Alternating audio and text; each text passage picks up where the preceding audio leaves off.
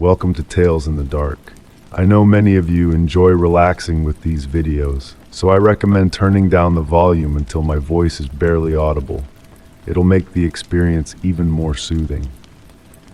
Before you close your eyes, let me know in the comments where you're listening from. Leave a like and subscribe to the channel.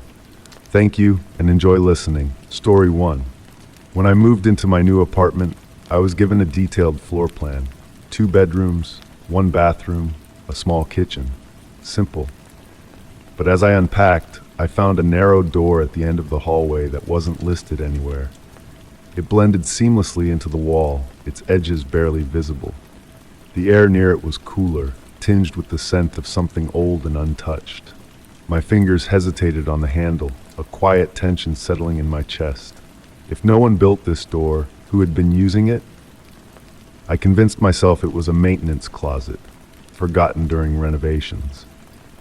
The property manager never mentioned it during the walkthrough, but old buildings have their quirks. Still, something about its placement felt wrong, like a word that doesn't quite fit in a sentence. That first night, I heard a soft, rhythmic tapping coming from behind the door. Not the sharp sound of pipes or the settling of old wood, but something deliberate. In my half-sleep state, it almost sounded like fingers drumming against the other side. When I pressed my ear to the wall, the tapping stopped, replaced by what I could swear was the sound of breathing. I started documenting everything in a notebook. The temperature drops near the door, the way my phone's compass spun whenever I held it close, the strange marks that appeared on the handle overnight. At first, they looked like scratches, but when I examined them closer, they formed patterns too precise to be random damage. The property manager's reaction when I asked about the door only intensified my unease. She stared at me blankly, insisting there was no door at the end of my hallway. Even when I showed her photos, she claimed they must be from a different unit. But I saw the way her hands trembled as she handed my phone back. My sleep became fragmented by strange sounds. The tapping evolved into a soft scraping, like someone dragging their nails across the other side of the wall. Some nights, I swore I could hear whispering, but the words were just beyond my understanding, spoken in a language that felt familiar, yet impossible to grasp. The changes in my apartment became more noticeable. Objects moved when I wasn't looking. Not dramatically, a cup shifted slightly to the left, a book turned upside down, my keys arranged in perfect geometric patterns. I started taking pictures of everything before I went to bed, comparing them to the morning state. The differences were subtle but undeniable. The door itself began to change. The wood grain shifted like liquid when viewed from the corner of my eye, but whenever I looked directly at it, it appeared normal. The handle grew colder each day, until touching it left frost patterns on my skin that took hours to fade. I set up a camera to record the hallway at night.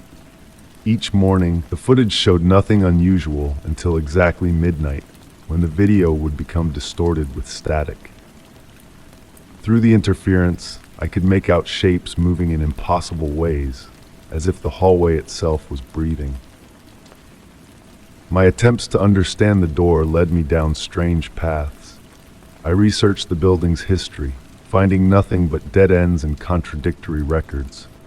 The original blueprints showed solid wall where the door stood, yet when I ran my hands along its frame, it felt more real than anything else in the apartment. The turning point came when I noticed my reflection in the bathroom mirror and started to change. My movements were slightly delayed, as if my image was thinking about whether to follow my actions. Sometimes when I turned away, I caught glimpses of my reflection continuing to move independently. I tried to seal the door shut. I nailed boards across it, lined the frame with salt, even attempted to cover it with furniture. But each morning, everything was back to normal, the door pristine and untouched. The only evidence of my efforts were the nails I used, now arranged in perfect spirals on my kitchen counter.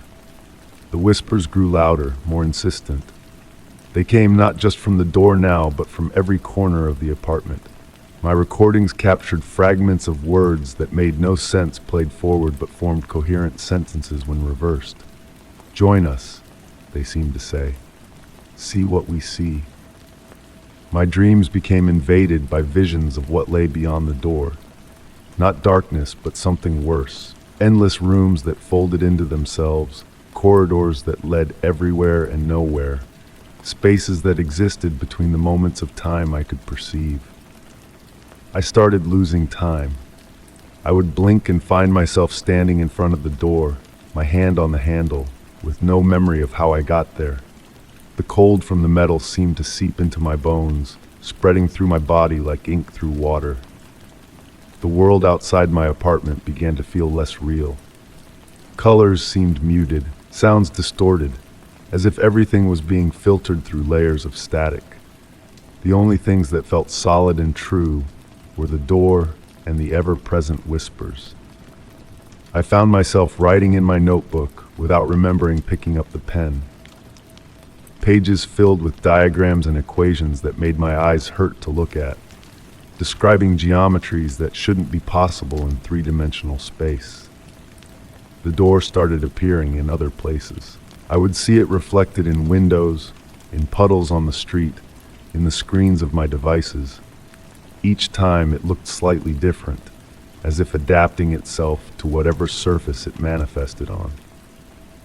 My neighbors never seemed to notice anything unusual, but they started avoiding me in the hallway.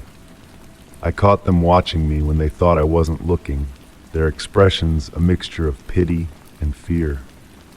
Did they know something about the door, or could they see how it was changing me? The changes in my own body became impossible to ignore. My fingertips had grown hypersensitive, able to feel textures that shouldn't exist. When I pressed them against walls, I could sense the spaces between spaces, the hollow places where reality hadn't quite filled in completely. Last night, I made a discovery that shattered what remained of my certainty about reality. While reviewing my photos from the past week, I noticed something in the background of each image. The door, visible from impossible angles, in rooms where it couldn't possibly exist.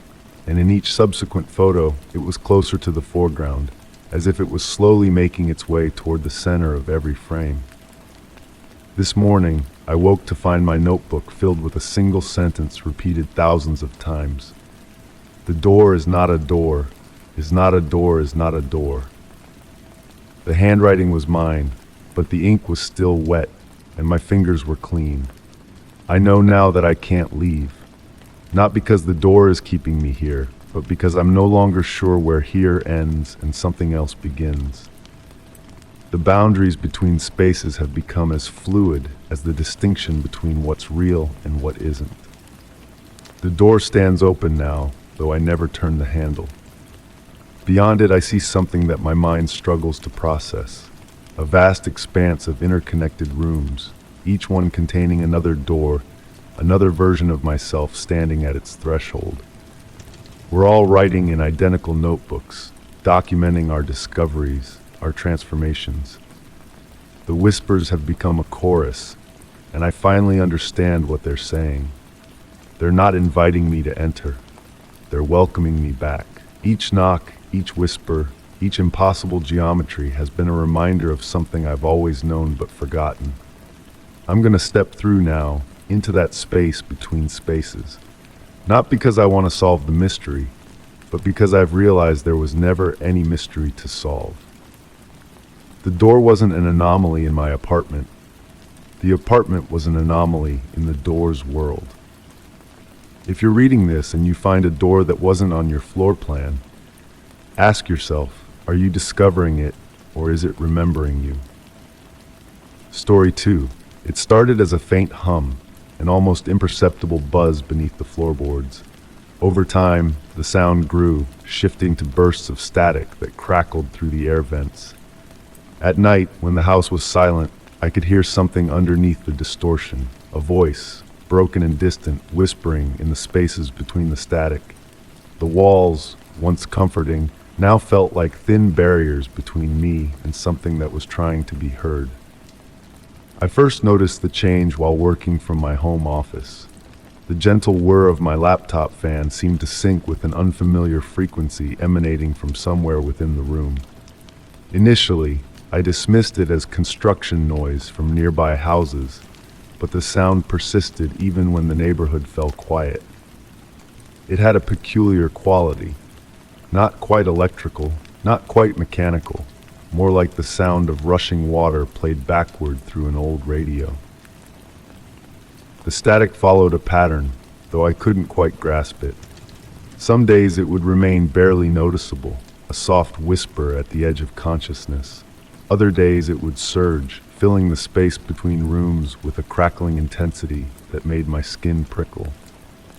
I began documenting the occurrences in a notebook, trying to find correlations between the static's behavior and external factors.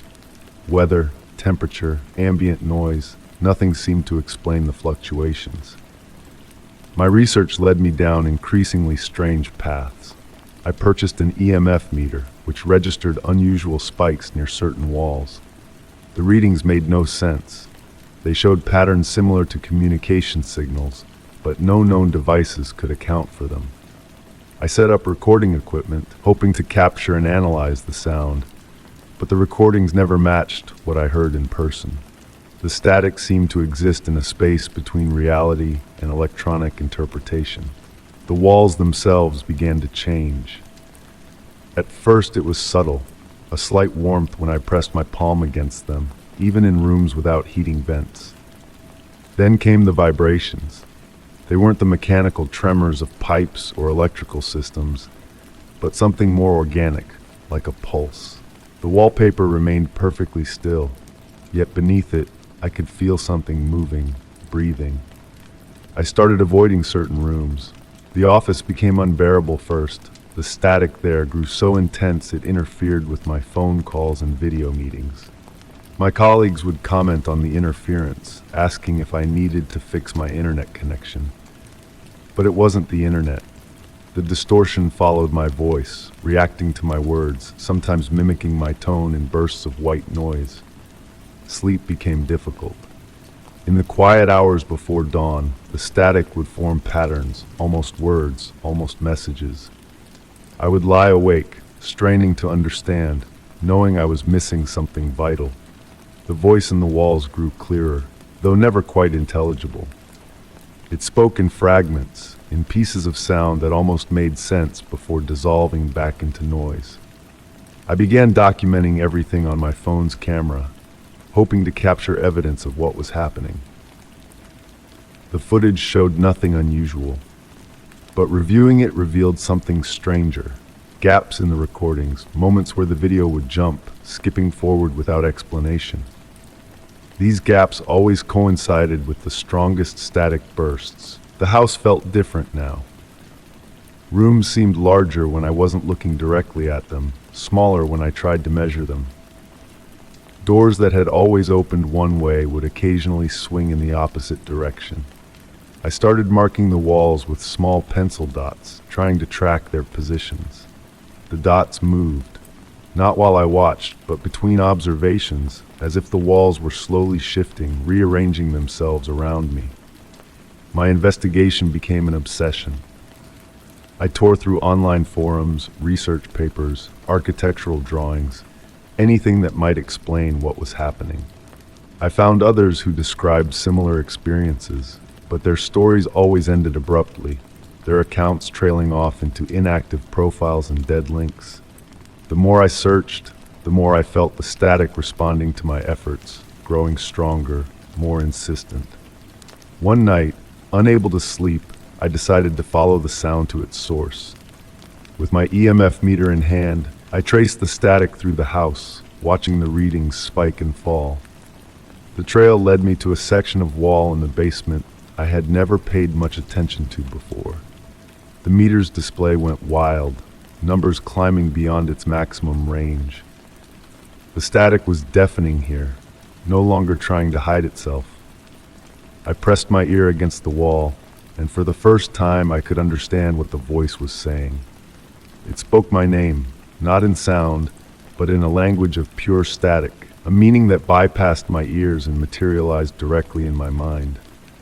The wall felt soft now, yielding under my touch like skin.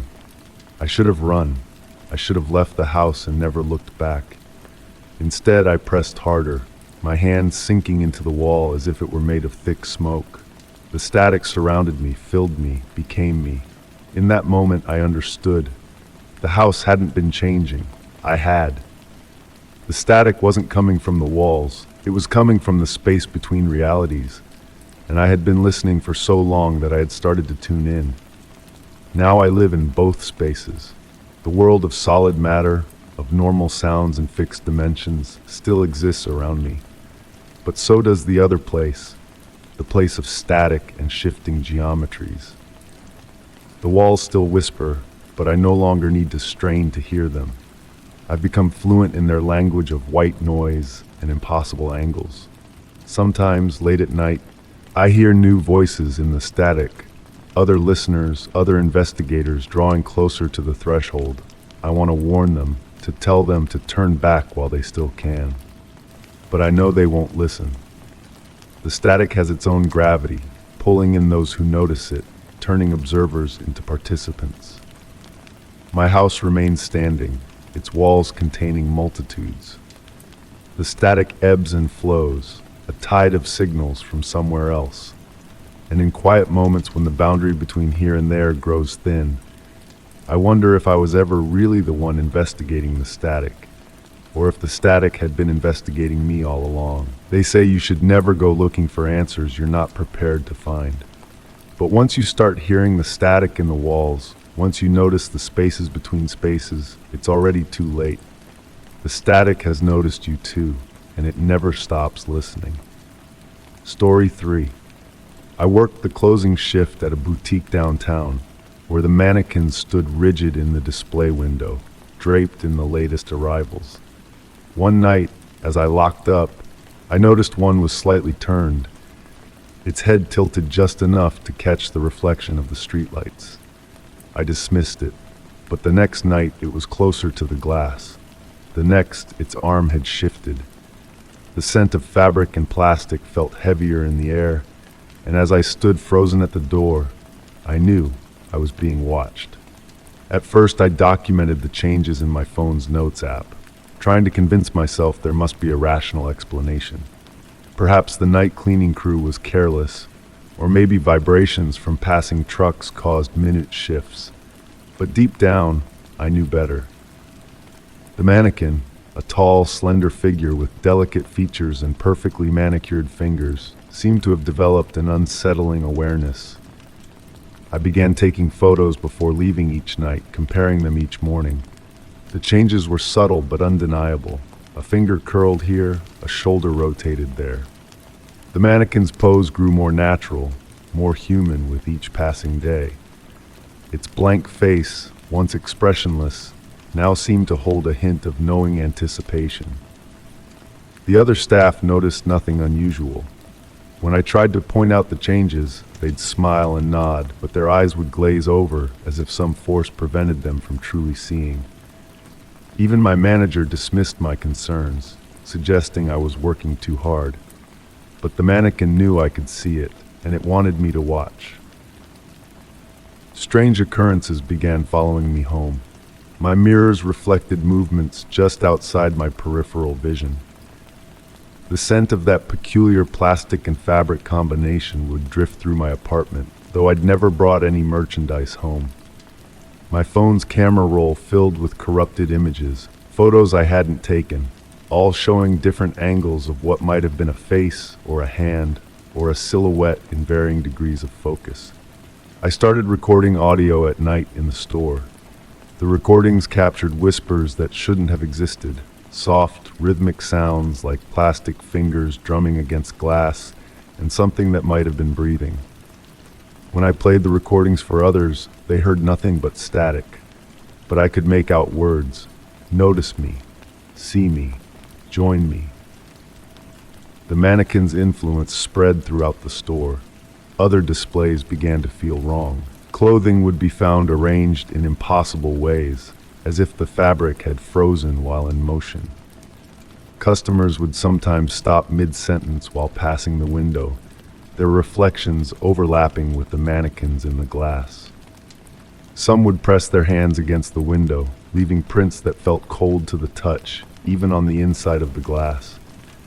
I discovered small changes in my own reflection. My movements seemed delayed by fractions of a second, my gestures slightly too fluid, too practiced. My skin took on a sheen that reminded me of the mannequin's perfect surface.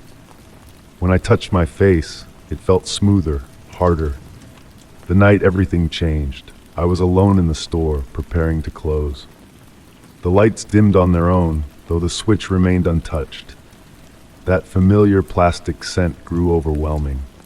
In the window, the mannequin stood facing me directly, though I hadn't seen it move. Its hand was raised in a beckoning gesture I knew hadn't been part of its original pose.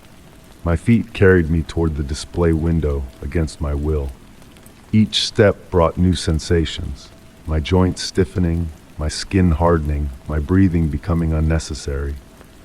In the glass, I saw my reflection merge with the mannequin's, our features becoming indistinguishable.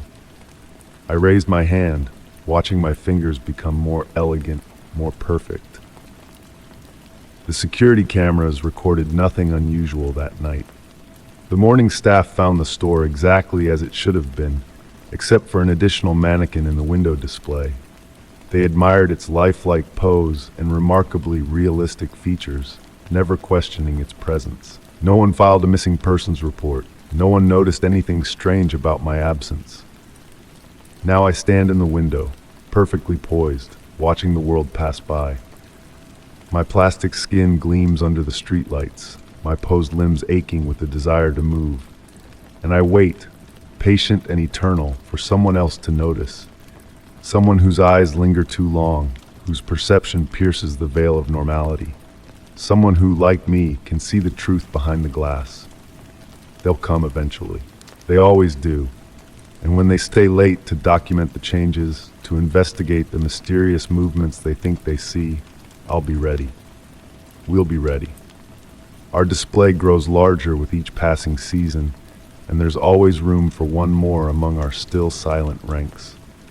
But for now, I remain motionless, my face frozen in a serene expression that almost hides the warning in my eyes. And if you're reading this, wondering about that mannequin that caught your attention today, the one that seemed to watch you as you walked past, remember, not all mannequins are made of plastic. Some of us were once like you, before we learned to stand still, before we learned to wait, before we learned to change. Just be careful the next time you're alone in a shop after dark. That perfect stillness you sense might be patience. That subtle movement in the corner of your eye might be an invitation. And that reflection you see in the window might not be yours for much longer. After all, the best displays are the ones that look almost real, almost human, almost alive.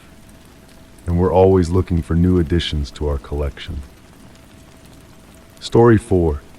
The old house had its quirks, pipes that rattled, wooden steps that groaned under their own weight. But the knocking was different. It started in the middle of the night, deep beneath the floorboards, steady and deliberate. 3 slow taps, a pause, then 3 more. The smell of damp wood and something metallic lingered whenever the sound returned. And as I pressed my ear to the cold floor, the knocking stopped, just long enough for me to hear something shift underneath. I'd convinced myself it was nothing at first. Every home settles, especially older ones with their decades of history pressed into the grain of the wood. But this house felt different from the moment I moved in. The walls seemed to breathe when no one was looking, and the shadows pooled too deeply in the corners of rooms. The knocking always followed the same pattern. 3 taps, a pause, 3 more, like someone trying to get my attention. I started documenting it in a notebook, marking down each occurrence. The pages filled with observations. The metallic smell grew stronger. The temperature around the floor dropped noticeably, and the wood grain began to shift in subtle patterns that caught my eye when I least expected it. I tried recording the sounds. The first few attempts captured nothing but static, though I could hear the knocking clearly with my own ears. Then one night, playing back a recording, I heard something in the white noise, a voice, barely audible, speaking words I couldn't quite make out. I enhanced the audio, cleaned it up, listened to it over and over until the words began to take shape. Below, come below. The rational part of my mind tried to explain it away. Sound artifacts in the recording, my brain creating patterns where none existed. But each night the knocking grew more insistent. The metallic smell became stronger, like old pennies left too long in the sun. I noticed marks appearing on the floorboards, subtle indentations that formed perfect circles, as though someone had pressed a round object into the wood from underneath. I began taking photographs of the floor, comparing them day by day. The changes were subtle but undeniable.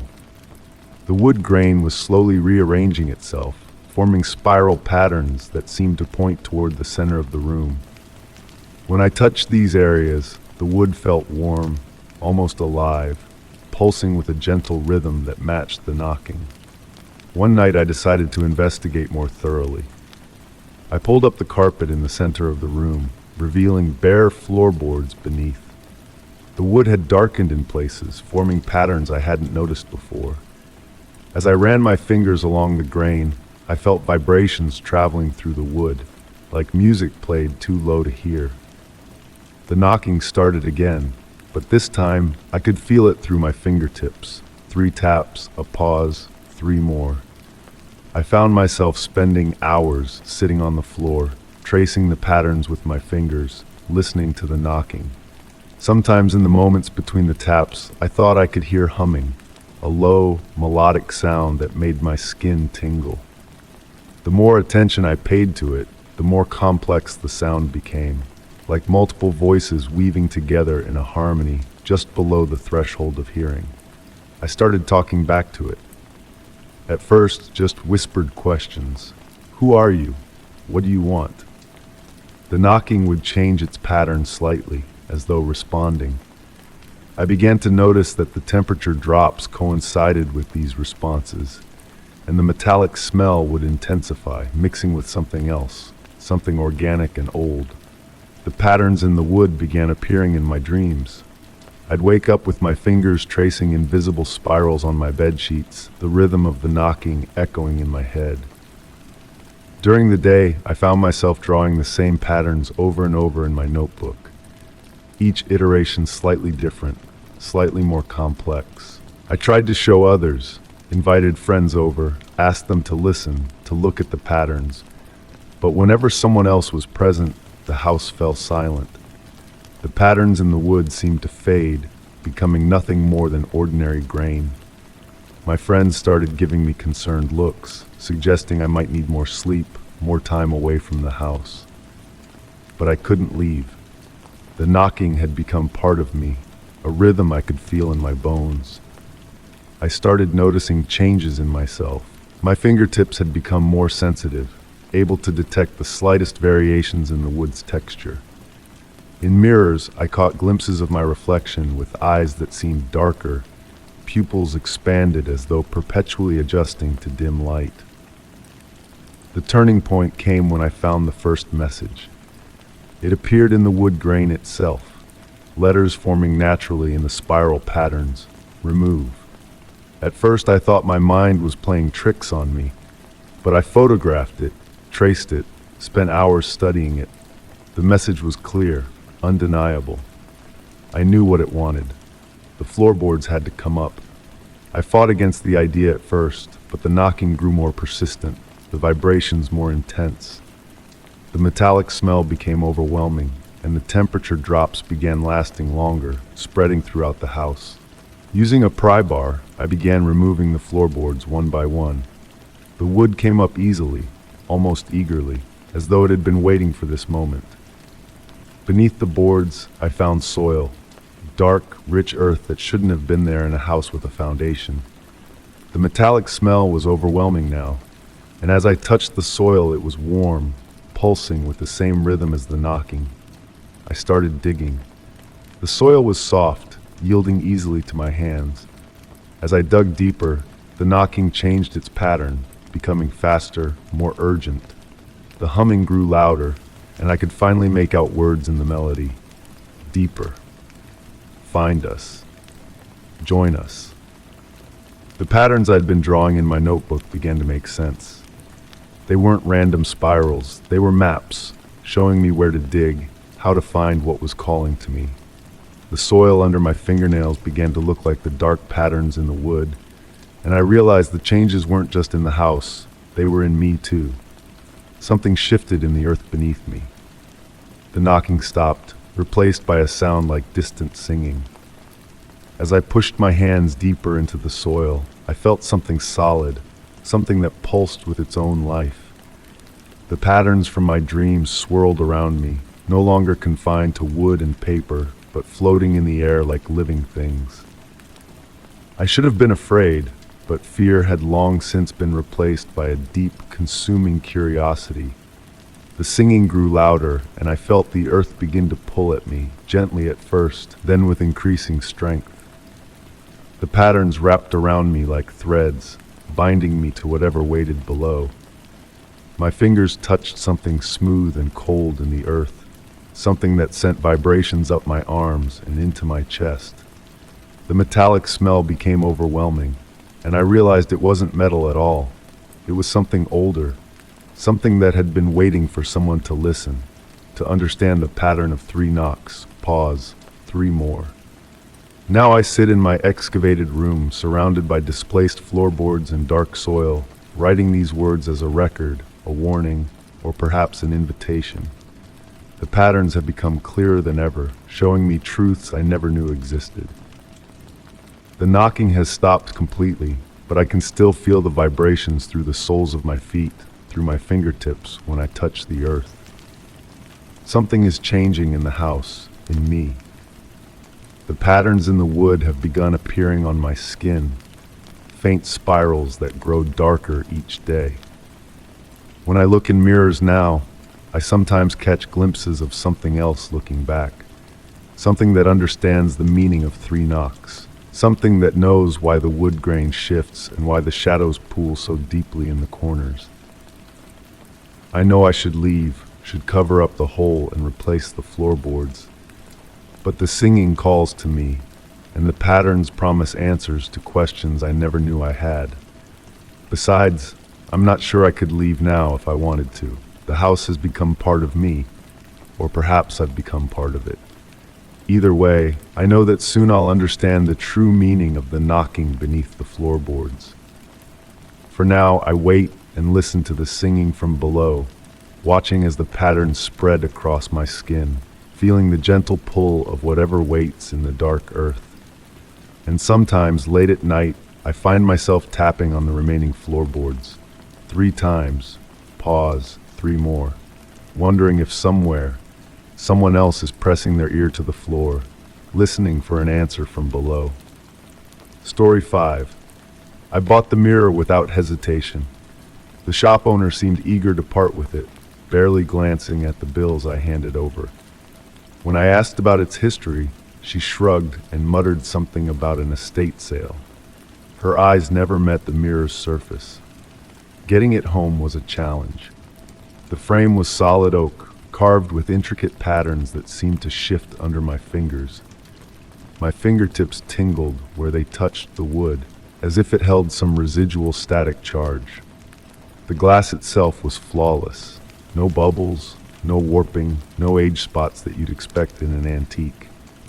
I positioned it in my bedroom, opposite my bed.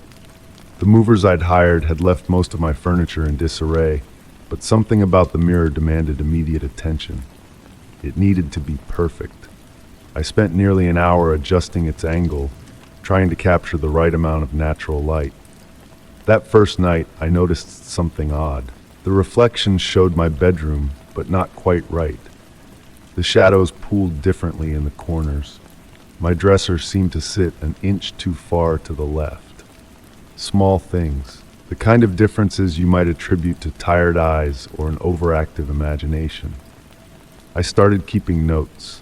At first, it was just a way to prove to myself that I wasn't seeing things, a documentation of minor discrepancies, a book on my shelf that was closed in reality but open in the reflection, curtains that swayed without a breeze, a door that stood slightly more ajar in the mirror than in my room. The changes were subtle but persistent. Each morning I'd wake to find new inconsistencies. My reflected room grew steadily darker, the shadows deeper and more numerous. Objects began to migrate. In reality, my chair sat squarely by the window, but in the mirror it would appear closer to the door, angled toward my bed as if recently occupied. I took photographs, trying to capture the differences, but the camera only showed normal reflections. The mirror behaved perfectly when documented, saving its aberrations for my eyes alone. I started recording videos on my phone, letting them run for hours. The footage always came back normal, but I could swear I heard whispers in the background, soft, unintelligible murmurs that grew louder with each playback. The smell came next, a subtle wrongness in the air, like wet earth and old paper. It seemed to emanate from the mirror itself, stronger when I stood directly before it. I bought an air purifier, but it made no difference. The scent followed me through the house, clinging to my clothes and hair. I began to sleep facing away from the mirror, but I could feel it behind me. The weight of its presence grew heavier each night. Sometimes I'd wake to find myself staring at it, with no memory of having turned over. The reflection would show me sleeping peacefully, even as I sat upright in my bed, wide awake and watching. The room in the mirror grew darker still. Objects cast shadows that pointed in impossible directions. The walls seemed to breathe, expanding and contracting in a slow, steady rhythm. I covered the mirror with a sheet, but the fabric appeared in the reflection as a dark liquid that dripped and pooled on the floor, forming patterns that resembled written words in a language I'd never seen. I tried to remove it. The mirror was too heavy to move alone, so I called a moving company. But when they arrived, they couldn't seem to find my address. I called another and another. Each time, the trucks would circle my neighborhood before giving up and driving away. The mirror stayed. My reflected self began to change. Small differences at first, a delay in movement, a gesture I hadn't made, then larger discrepancies. My reflection would stand while I sat, walk while I remained still. It watched me with an intensity I couldn't match, its eyes holding knowledge that I feared to understand. The writing on my walls started to reflect in the mirror, though my actual walls remained blank. Cramped, spidery letters that crawled across the reflected surface, forming words that hurt my eyes to read. I transcribed what I could, filling notebooks with symbols that seemed to shift and change when I looked away. My reflection stopped sleeping entirely. While I lay in bed, it would stand in the mirror, pressing its hands against the glass. The sound of tapping would wake me, soft, insistent, like raindrops on a window. But when I touched the mirror's surface, it was always cold and solid. The room in the reflection grew larger. Walls stretched beyond where they should end, revealing corridors that couldn't exist in my small apartment. Dark doorways appeared, leading to spaces filled with shapes that moved when I wasn't looking directly at them. My reflection spent more time exploring these impossible spaces, vanishing into the darkness, only to return with an ever-growing smile. I started losing time. I'd find myself standing before the mirror with no memory of how I got there, my reflection already waiting, wearing an expression I didn't recognize. The boundaries between our rooms began to blur. Objects from my side would appear in the reflection, while things from the mirror's reality manifested in my room, strange artifacts that vanished when touched, leaving only the memory of their impossible geometries. The whispers grew louder. My reflection's mouth moved in sync with them now, speaking words that made the air vibrate and the walls hum. I found myself responding, carrying on conversations I couldn't remember afterward. My voice sounded different in these moments, deeper and filled with harmonics that made my teeth ache. My reflection began writing too, using a finger to trace letters on the mirror's surface. The words appeared on my side as frost patterns, melting almost instantly, but leaving impressions in my mind that bloomed into understanding hours or days later. Knowledge that felt ancient and wrong, yet increasingly familiar. I stopped leaving my apartment. The world outside felt thin, unreal compared to the depths I saw in the mirror. My reflection grew stronger, more substantial, while I felt myself becoming translucent, insubstantial. Food lost its taste. Sleep became a distant memory. Only the mirror held any meaning. The tapping became a constant rhythm, a heartbeat that synchronized with my own. My reflection pressed harder against the glass, its fingers leaving impressions that lasted longer each time. I watched as the surface began to ripple like water, the barrier between our realities growing thinner. One night, as I sat watching, my reflection reached through the glass. Its hand emerged into my room, solid and real, fingers extended in invitation. The air grew thick with that familiar scent of old paper and wet earth. The whispers rose to a crescendo, forming words I finally understood. I took its hand. The glass parted like cool water, and I felt myself being drawn forward. My reflection smiled, my smile but older, wiser, more complete. As I crossed the threshold, I realized that I couldn't tell which of us was the reflection anymore. The mirror still hangs in my room, though the space around it has changed. Sometimes new faces appear in its surface, wearing expressions of confusion and fear that I remember wearing once. I stand and watch them, pressing my hands against this side of the glass, waiting for the moment they notice that their reflections don't match their movements exactly. Waiting for them to start keeping notes, to begin their own journey of discovery. After all, mirrors need to be fed.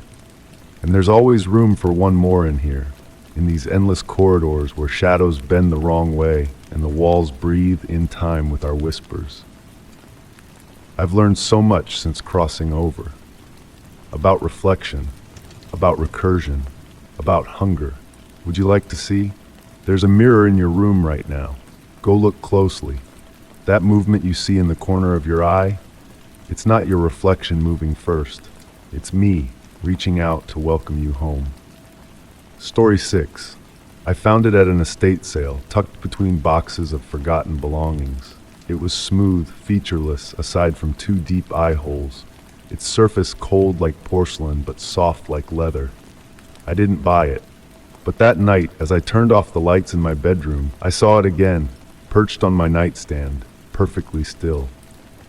The air smelled faintly of something sweet and decayed, and as I reached for the switch, I realized the mask was damp, as if someone had just taken it off.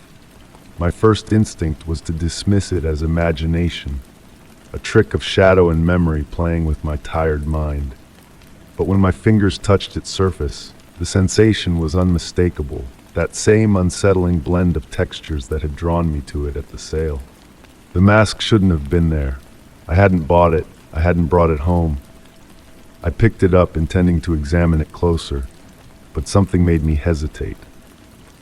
Under the pale moonlight filtering through my curtains, the eye holes seemed deeper than before, like wells extending into darkness. The sweet decay smell grew stronger, and beneath it I detected something else, the metallic tang of old pennies.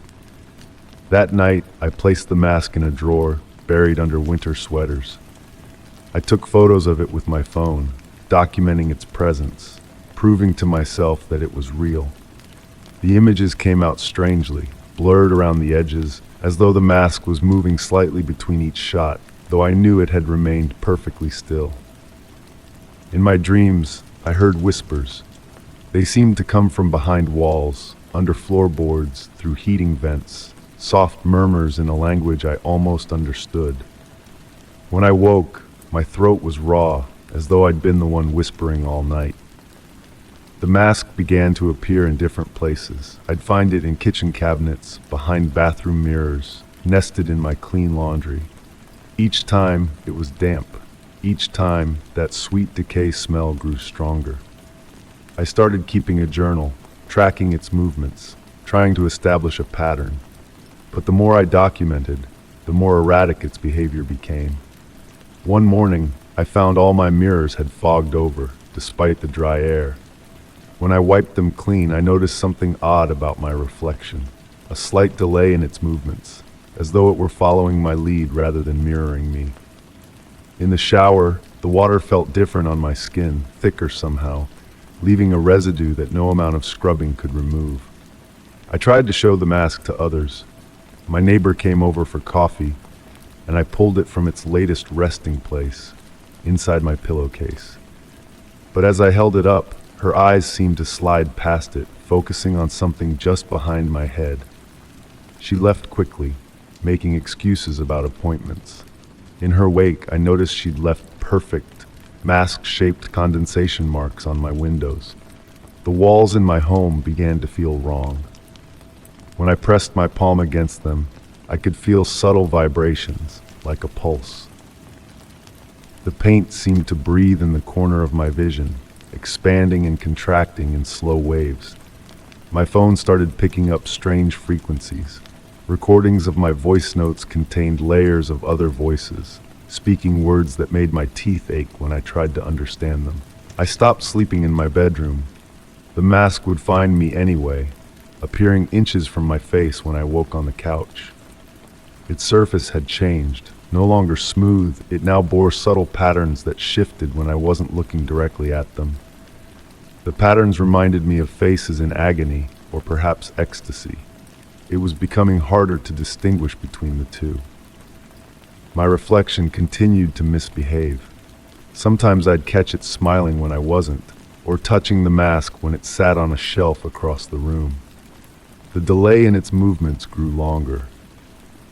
Once, I watched my reflection walk away while I stood frozen before the mirror. It returned wearing the mask, though the real one remained untouched beside me. The smell of decay became a constant companion, following me outside my home. Strangers on the street would wrinkle their noses as I passed, though they never seemed to notice the mask when I carried it with me, desperately seeking someone to confirm its existence. In cafes, my coffee would develop a skin like old milk, no matter how quickly I drank it. Food began to taste like cemetery soil. I tried destroying the mask.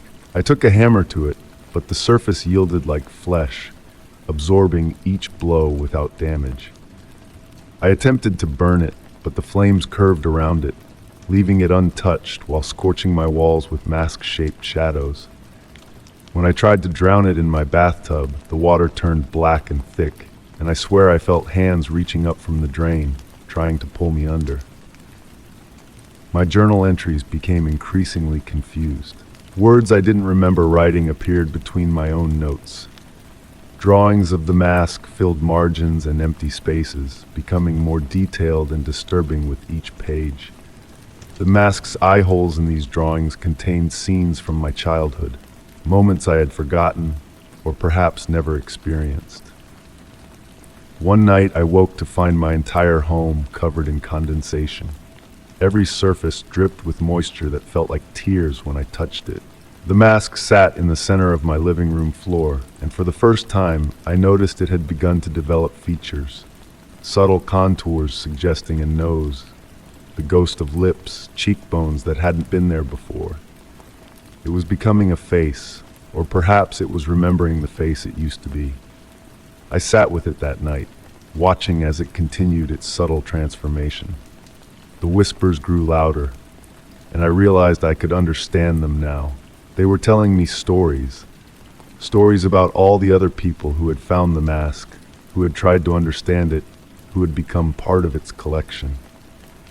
I recognized my own story among them, though it hadn't ended yet. Now I spend my days watching my reflection become more independent, more confident in its separate existence. The mask has grown warm to the touch, and sometimes I catch it moving on its own, turning to follow my movements with its empty eyes. The sweet decay smell has become almost pleasant, like the scent of overripe fruit on the verge of fermentation. My skin has begun to feel loose, especially around my face. When I touch it, I feel the same texture as the mask, that impossible blend of porcelain and leather. Sometimes in the deepening twilight of my home, I can't tell where the mask ends and I begin. My reflection watches me from every mirror, wearing a face I don't recognize but somehow know is mine. Last night I found another mask at an estate sale. It sits now on my nightstand, waiting. Its surface is smooth and featureless, aside from 2 deep eye holes. When I reach out to touch it, my fingers leave no marks on its damp surface. I know I should warn the next person who finds it, but I'm beginning to understand that's not my role in this story.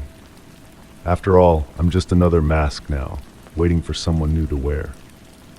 Story 7. My apartment was on the 3rd floor, with a single window overlooking the city below. But one morning as I pulled back the curtains, I found myself staring into something else, an unfamiliar hallway, lined with doors that didn't belong to my building. The air was stale, heavy with the scent of dust and something faintly floral. I closed the curtains, my heart hammering. But when I opened them again, the hallway was still there, and one of the doors was slightly open. I stood there, gripping the windowsill until my knuckles turned white. The rational part of my brain insisted this was impossible. Windows don't simply decide to look somewhere else. Yet there it was, a dimly lit corridor stretching away into shadow, its wallpaper peeling at the edges in long, curling strips. My phone was in my hand before I realized I'd reached for it. I needed to document this, to prove to myself I wasn't losing my mind. But when I tried to take a photo, the screen showed only static, white noise that seemed to writhe and pulse. The longer I stared at it, the more the static appeared to form patterns, like faces trying to emerge from television snow. I dropped the phone onto my bed and turned back to the window. The corridor remained, but something had changed. The door that had been slightly ajar was now fully closed, while a different one stood open. I was certain of it. My eyes darted from door to door, counting them, 7 on each side, ending in what appeared to be a mirror at the far end of the hall. But the mirror's reflection showed 8 doors on each side. A sound drifted through the glass, soft and rhythmic, like someone dragging their fingers along the walls. The floral scent grew stronger, reminding me of funeral homes and dried roses. I pressed my ear against the window, holding my breath to listen better. The dragging sound was joined by something else, a whisper so faint it might have been my imagination, repeating words I couldn't quite make out. I needed to understand what was happening. With trembling hands, I retrieved my notebook from my desk and began documenting everything I observed. The doors were all identical, dark wood with brass handles that seemed to absorb rather than reflect the corridor's dim light. The wallpaper pattern shifted subtly when viewed from different angles, sometimes appearing as simple stripes, other times revealing intricate geometrical patterns that made my eyes hurt if I looked too long. The mirror at the end of the hall was the most unsettling element. Not only did it show an incorrect number of doors, but the reflection seemed delayed by a fraction of a second. When I moved my head, my reflection followed just slightly too late, as if struggling to keep up. I spent the next few days observing the hallway, taking meticulous notes. The doors never opened to the same pattern twice. Sometimes none would be open. Other times, 3 or 4 would stand ajar simultaneously. I tried mapping the sequences, looking for patterns, but the more I documented, the less sense it made. My notebook pages filled with increasingly frantic observations. Day 2. Door 3L opens when 5R closes. Mirror shows 9L open when it's clearly shut. Day 3. Wallpaper pattern inverts when doors 2L and 2R are both open. Counting doors becomes difficult. Numbers don't stay constant. Day 4. Reflection no longer matches my movements. Saw someone else in mirror. They didn't move when I did. I began recording the whispers on my phone, though the recordings came out distorted and warped.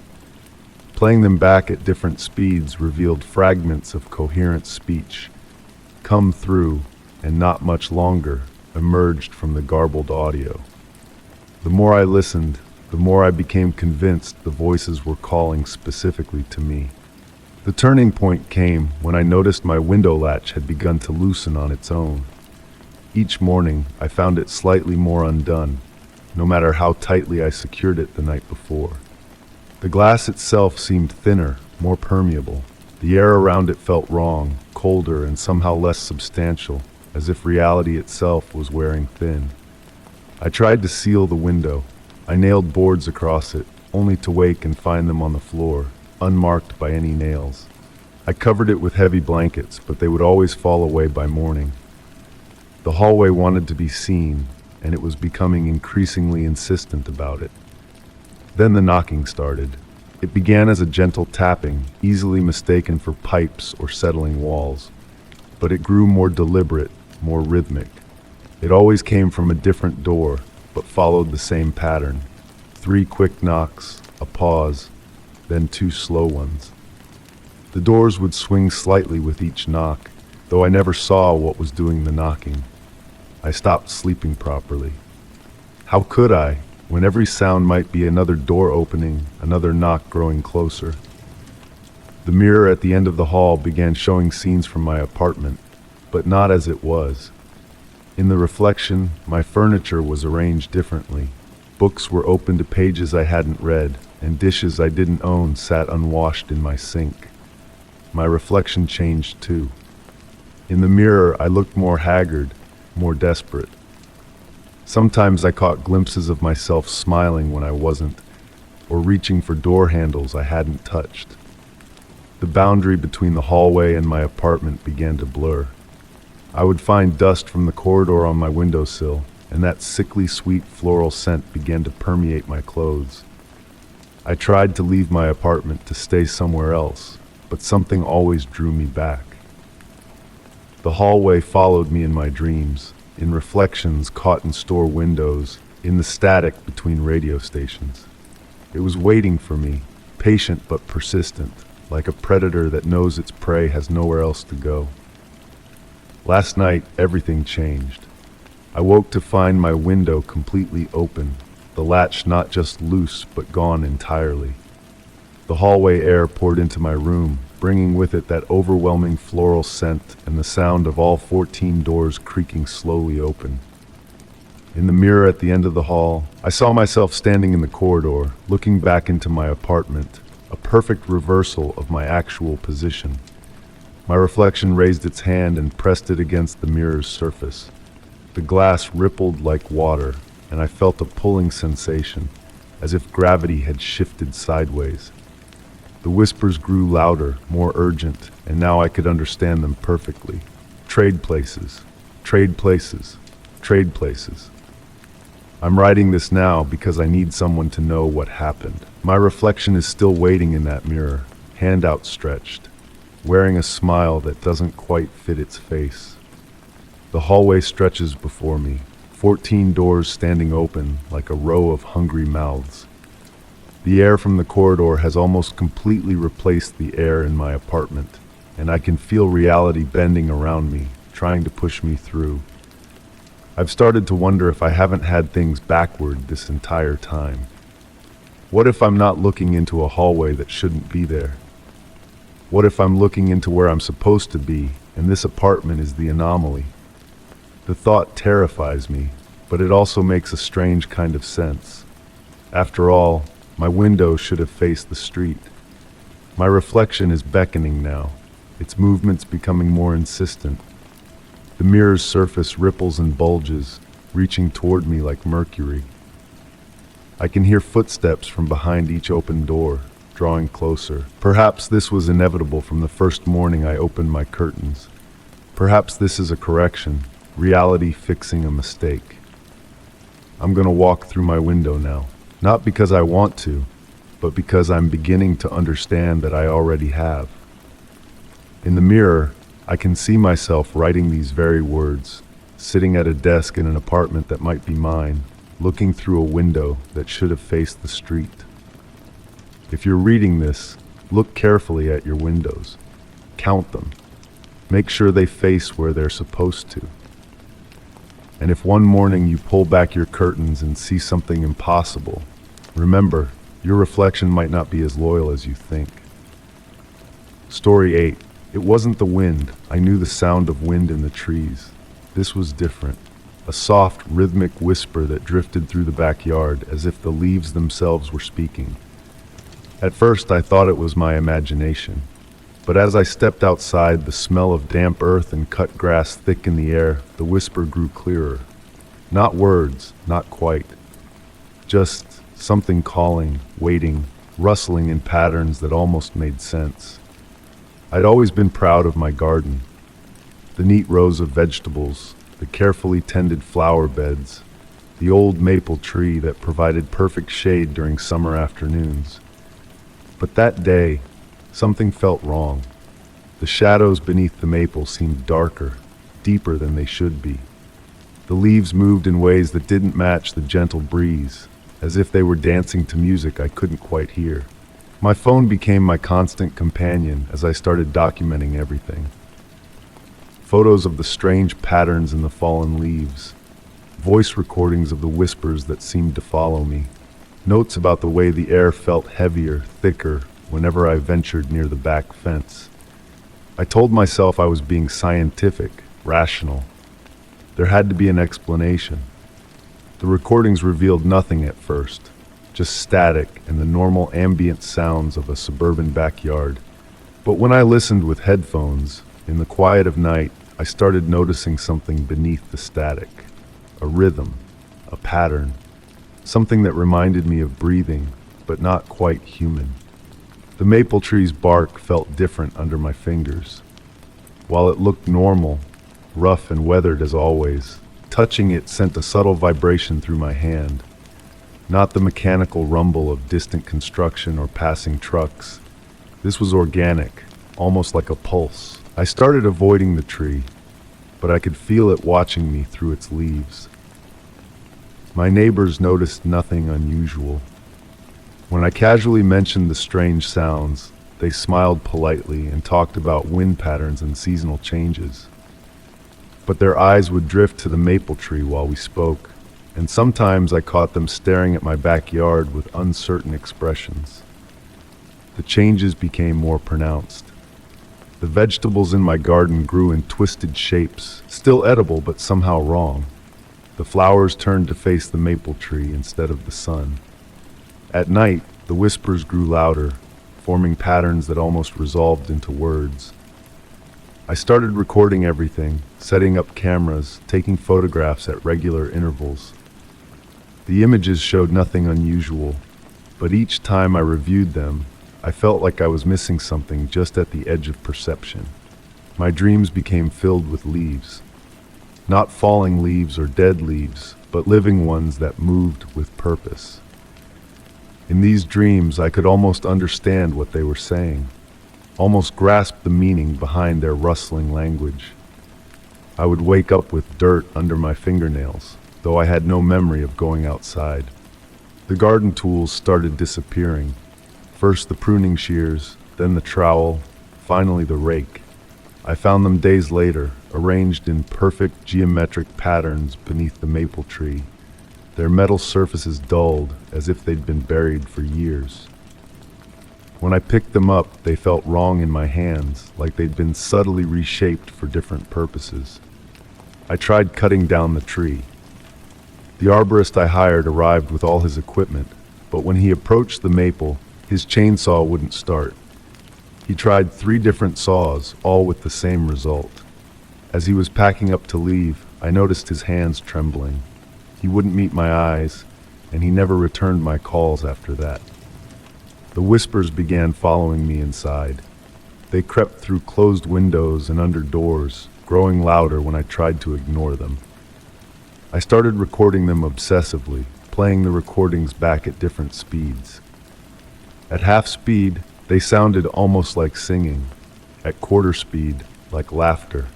At double speed, like screaming. My houseplants changed first. Their leaves grew larger, darker, more similar to the maples. Then the wallpaper started peeling in patterns that looked like branches. The wooden furniture developed knots and whorls that hadn't been there before. Even my clothing started smelling like wet earth and maple sap, no matter how many times I washed it.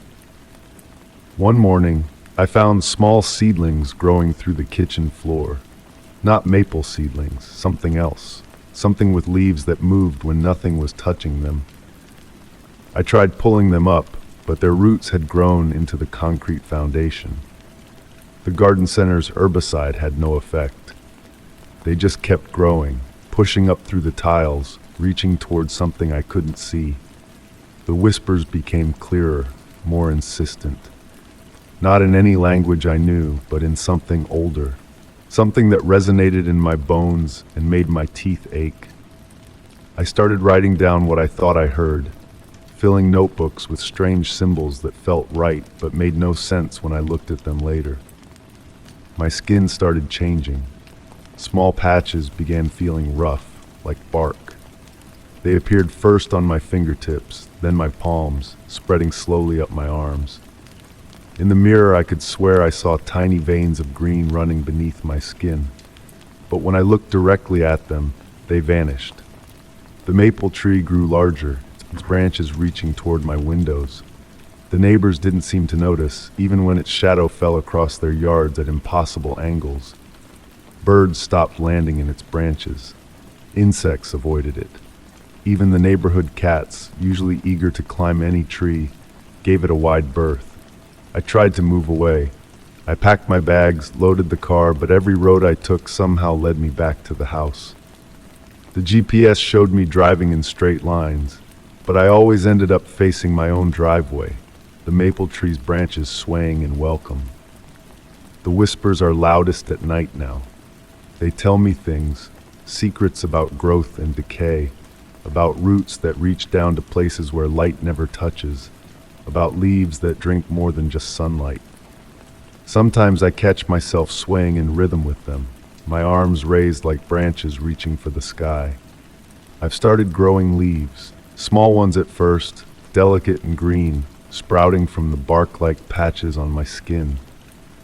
They unfurl in the morning light and follow the sun's movement across the sky. I should be terrified, but instead I feel a strange sense of peace, of rightness. My voice has changed too. When I try to speak, it comes out as a whisper, a rustle, a sound like wind through leaves. I can't form words anymore, not in any human language. But I'm learning a new way to communicate, something ancient and patient and green. The maple tree's branches have grown through my windows now, gentle and insistent. They've filled my house with leaves that whisper day and night. I understand more of what they're saying with each passing moment. They're not trying to hurt me. They're trying to teach me, to show me what they've known all along. I'm writing this as a record, though I don't know who will find it. My hands are mostly bark now, and it's getting harder to hold the pen. The leaves growing from my arms rustle as I write, adding their whispers to the chorus around me. I'm not afraid anymore. The maple tree is waiting, and I finally understand what it wants. If you're reading this and you hear the leaves whispering, don't try to run. Don't try to fight it. Listen closely, and you might learn what I now know, that the line between flesh and forest was never as solid as we thought. That growth can take many forms.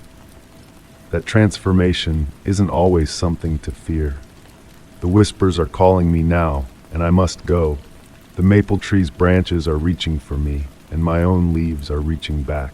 Soon, I'll join the chorus properly, add my voice to the ancient song of root and branch and leaf. Remember my words if you can, and if you hear whispers in your garden, pay attention. They might be calling you too. Story 9. The guest room had been empty for years, untouched since the last visitor left. But lately, every time I walked past, I caught a scent, faint at first, then stronger. Smoke, but not the kind from a fire. It smelled like burnt paper, charred wood, something old and forgotten. The walls were clean, the sheets undisturbed, yet the smell lingered like a memory. And when I stepped inside one evening, the scent was fresh, like something had only just been burned. I run a small bed and breakfast in an old house, inherited from my grandmother. The guest room in question sits at the end of the upstairs hallway, its door a heavy oak barrier between the present and whatever dwells inside. My grandmother always kept it locked, passing the key down to me with a stern warning I'd dismissed as superstition. Never leave anything paper in that room overnight. The smell began subtly. At first I thought it was coming from outside, perhaps a neighbor burning leaves or old documents.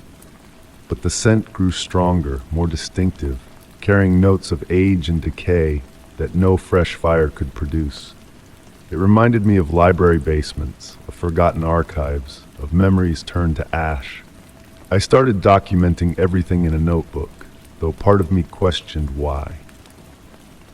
The temperature drops when I enter, not dramatically, but enough to make my skin prickle.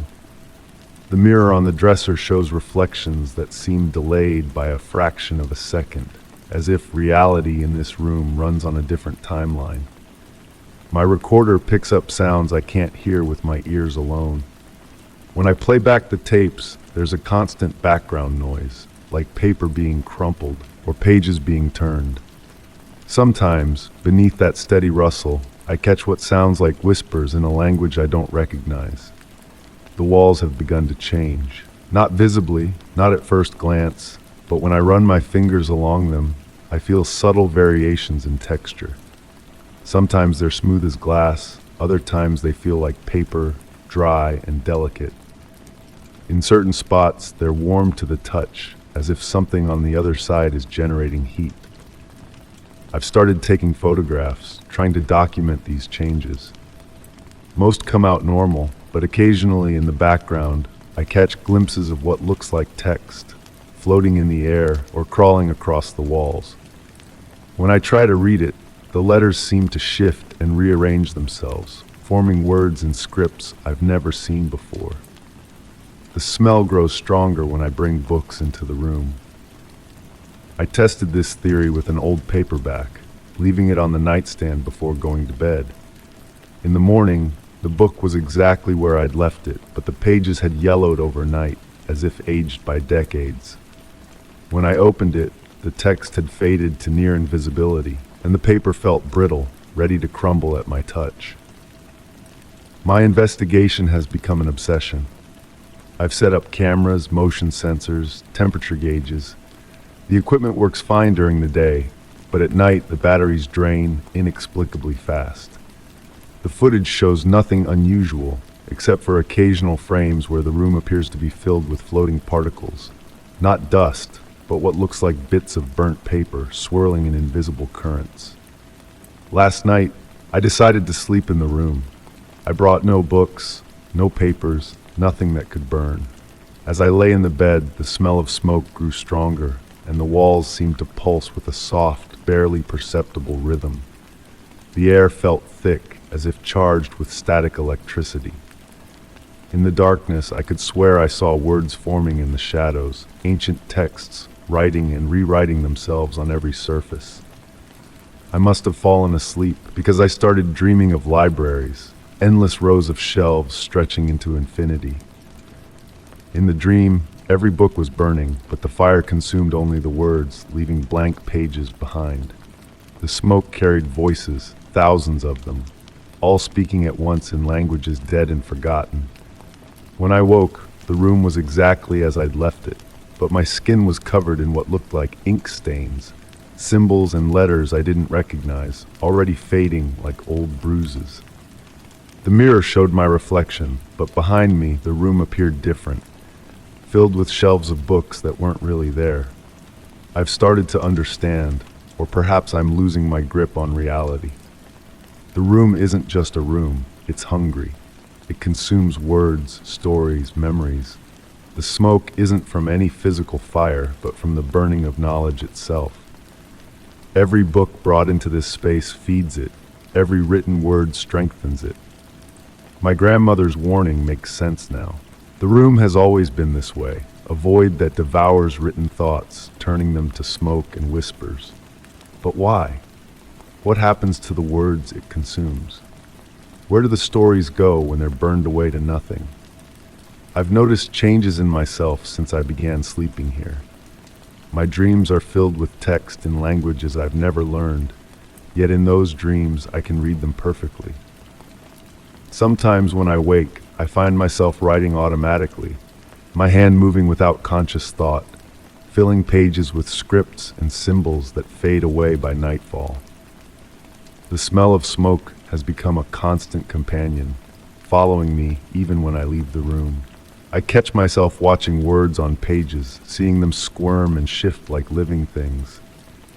Books feel different in my hands now, warmer, almost alive, as if they know what awaits them in that room. Yesterday I found a hidden compartment behind the dresser. Inside was a journal, its pages blank except for a single sentence written in my grandmother's hand. The room preserves what it burns. The words disappeared as I read them, turning to smoke between my fingers. I should leave, seal up the room, never return. But I can't. The mystery has wrapped itself around me like invisible threads, pulling me back again and again. Each night I tell myself it will be the last time I sleep here.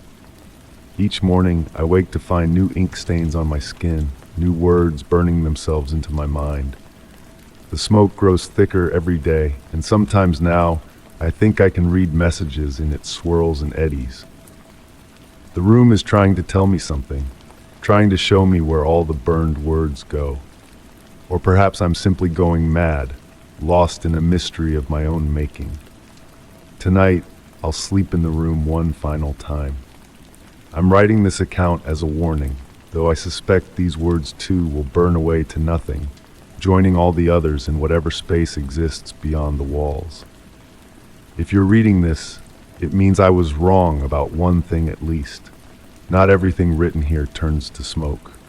But if you smell burning paper, if you see words crawling across your walls, if the air grows thick with unspoken stories, remember, some rooms are hungry for more than just memories.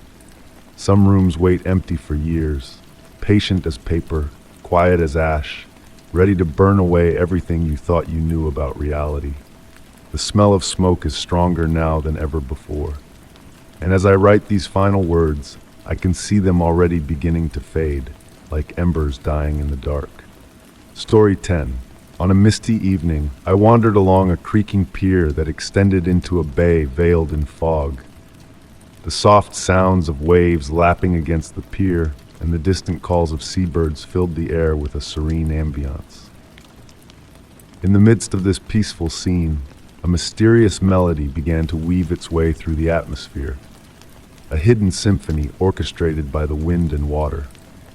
The sea's briny scent and the aged aroma of weathered wood mingled together, enveloping the pier in a cloak of nature's quiet, enigmatic concert. As I ventured further along the worn planks, the fog enveloped me like a gentle gray shroud. Each step I took echoed softly through the time-worn boards, adding a rhythmic element to the ethereal music that seemed to emanate from all directions at once. The haunting yet calming melody, reminiscent of a forgotten lullaby played on unseen strings, filled the air with a sense of wonder. The lanterns that lined the pier cast warm pools of amber light through the mist, their glow creating halos that swayed with the evening breeze. In their dim illumination, I noticed a peculiar phenomenon. The railings seemed to vibrate ever so slightly, as if resonating with the mysterious music that surrounded us.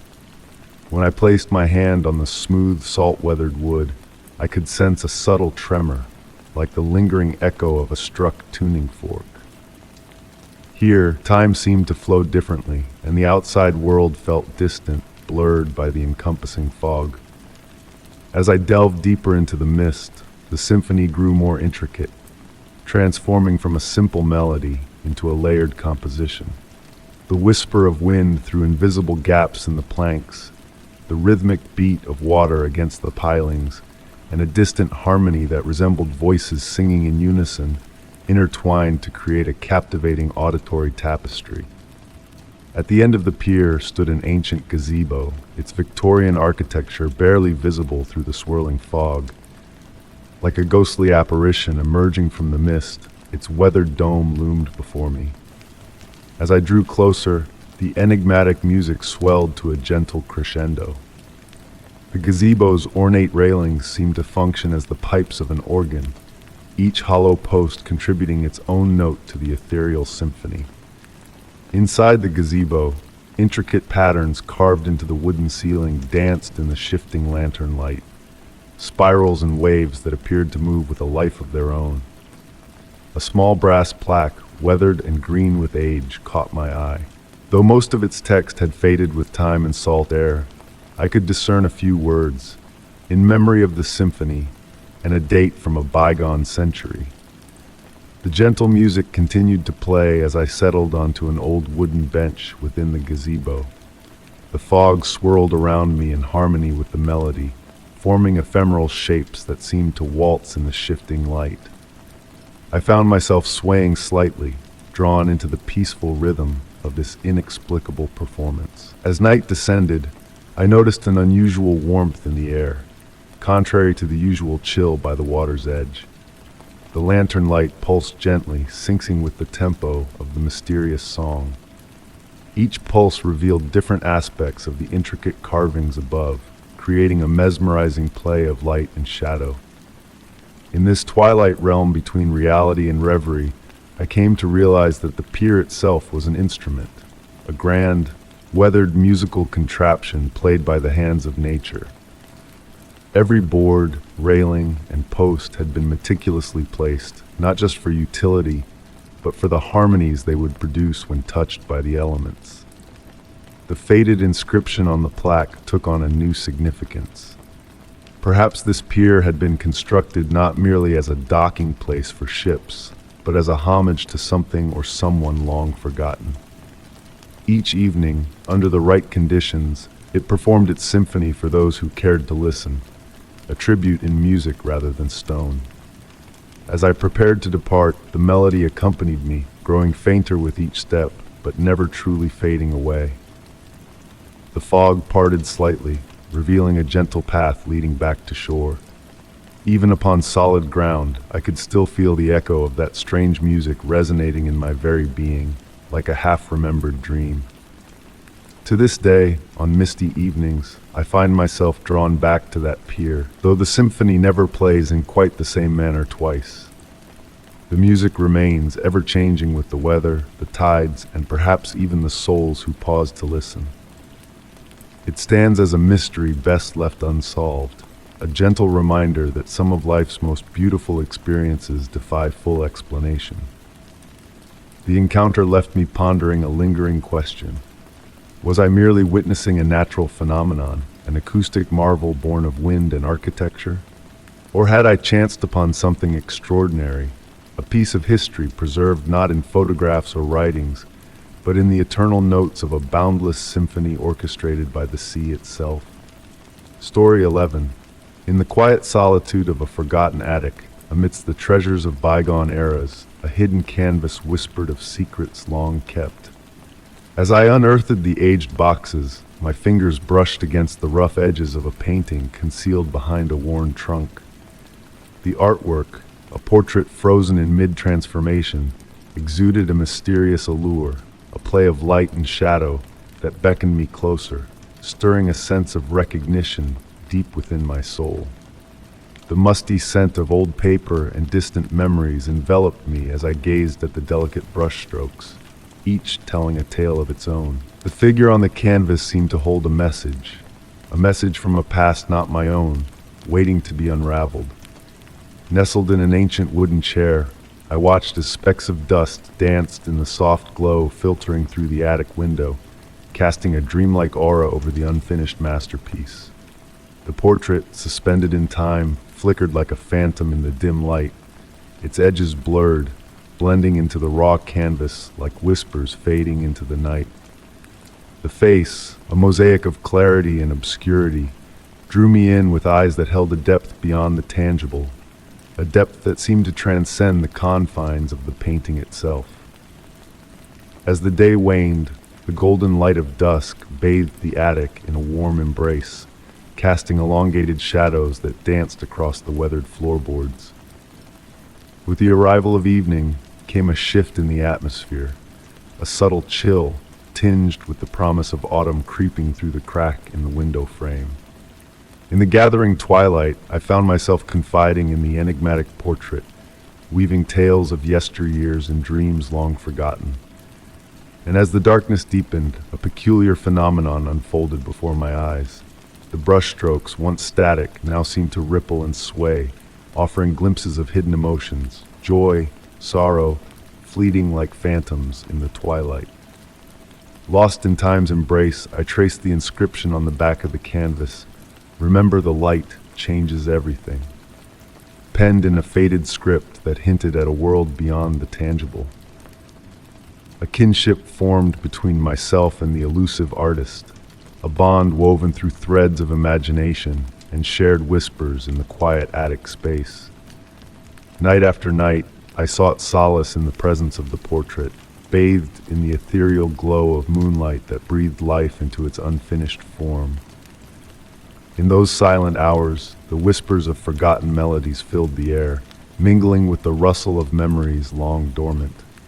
With each passing moment, the painting revealed new facets of itself, mirroring the depths of my soul in ways words could not express.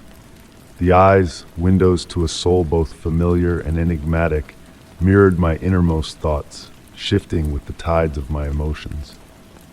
As the seasons ebbed and flowed beyond the attic window, a realization dawned upon me. The portrait's incompleteness was not a flaw, but a deliberate choice, a gateway to endless possibilities, an invitation to journey through realms of imagination and introspection. I embraced my role as the guardian of this enigmatic artwork, a custodian of mysteries and musings that transcended time and space. The attic, a sanctuary where reality blurred with the fantastical, became a haven for quiet contemplation and whispered confessions. Years drifted by, but my bond with the portrait remained steadfast. I chronicled the ever-changing interplay of light and shadow upon the canvas, marveling at its perpetual evolution and the untold stories it held within its unfinished confines. In the silent companionship of the attic, I found solace in the enigma of the portrait, understanding that its true completion lay not in finishing touches, but in the endless dance of interpretation and revelation. The mystery, a silent symphony of whispers and shadows, beckoned me to embrace each moment, savoring the beauty of the unknown in the gentle, dust-laden light of the attic. Story 12. In a hidden corner of the world, I ascended a set of crumbled stone steps within a secluded courtyard. There, amidst the ancient stones, my eyes fell upon a symbol etched deeply into the worn surface. A faint glow emanated from the mark, illuminated by the soft, filtered light that danced through the surrounding trees. The air carried the earthy scent of moss and age, wrapping me in a cloak of tranquility. Entranced by the enigmatic carving, I felt as though it beckoned me to unravel a secret veiled by the veils of time. The symbol's intricate design, a dance of swirling patterns and angular lines, seemed to shift and shimmer with each glance. Kneeling down, I reached out to touch the smooth stone, only to be surprised by its gentle warmth against my skin, defying the chill of the autumn air. A whispering breeze rustled through the courtyard, carrying with it the fragrance of late-blooming flowers and falling leaves. Night after night, I returned to those steps, drawn by the way the fading sunlight caressed the weathered surface, causing the symbol to pulse with a subtle inner light. With each visit, my gaze wandered beyond the mark, noticing peculiar details that whispered of hidden truths.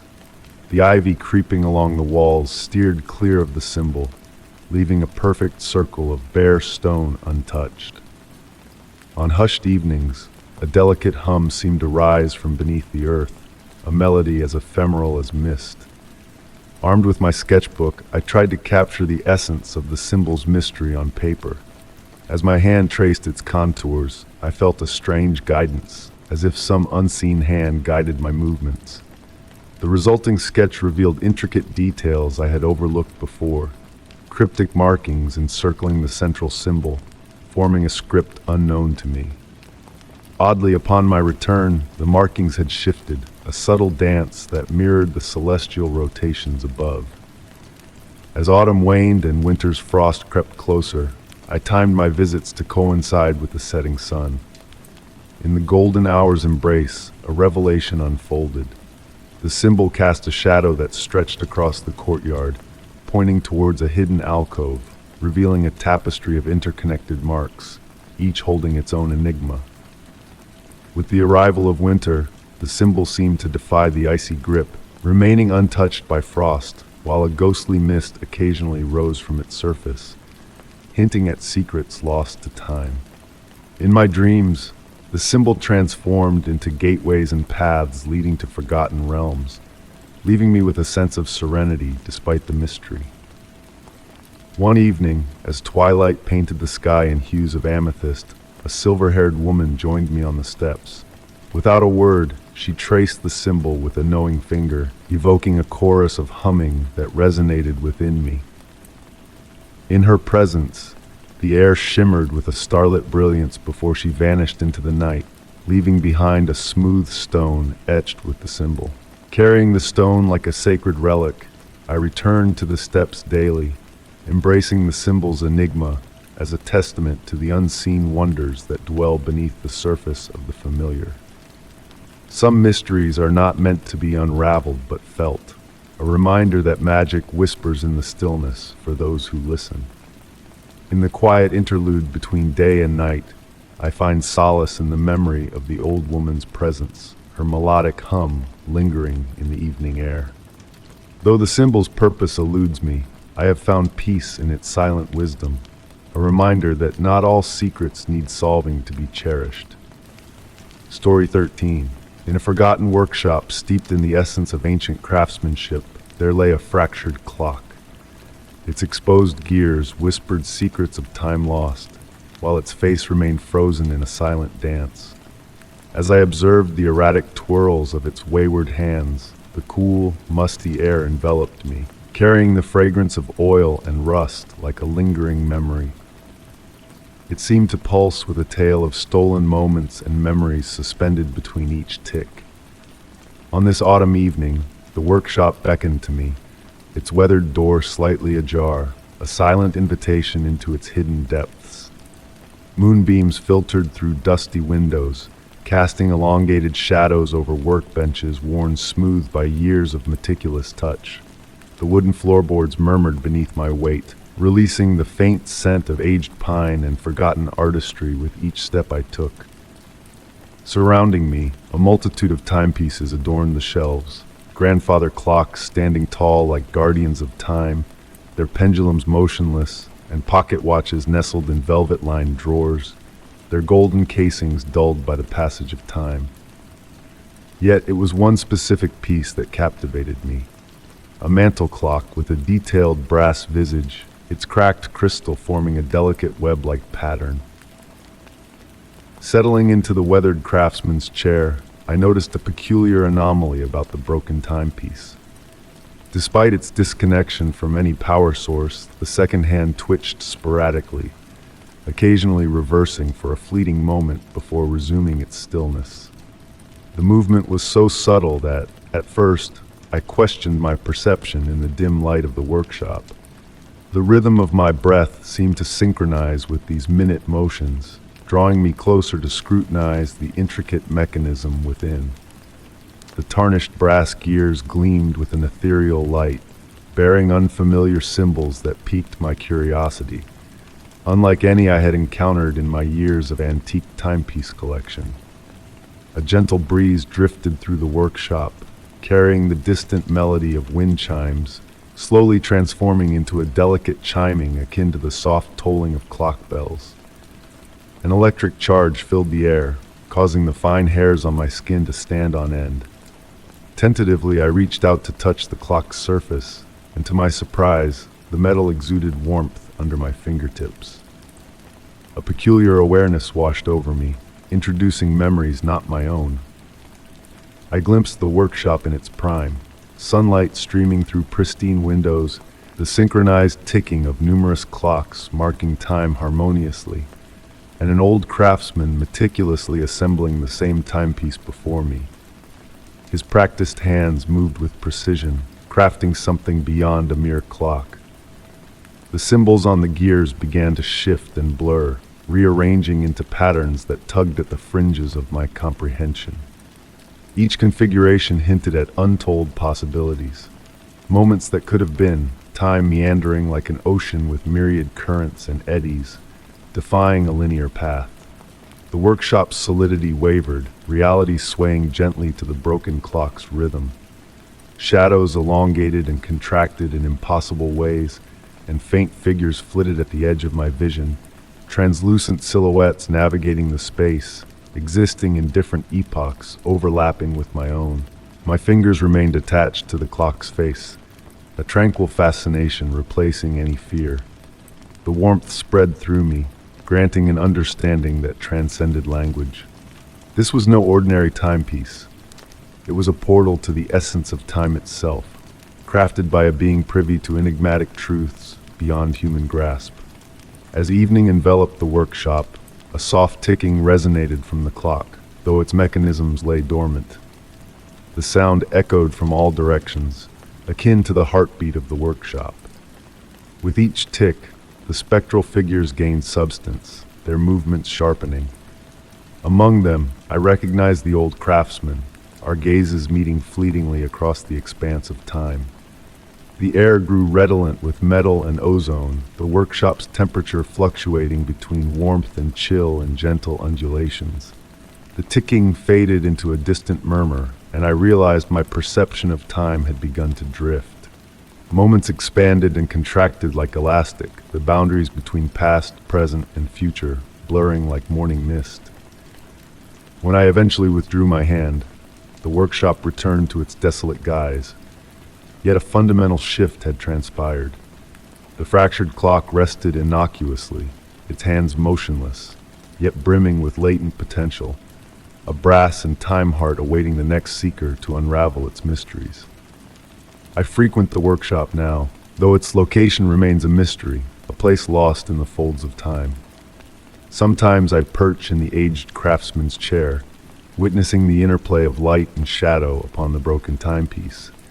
And on auspicious occasions, I lay my hand upon its surface, drifting into the realm between seconds where all moments converge, and time is but a tapestry of endless possibilities. Ultimately, I refrained from repairing the shattered timepiece.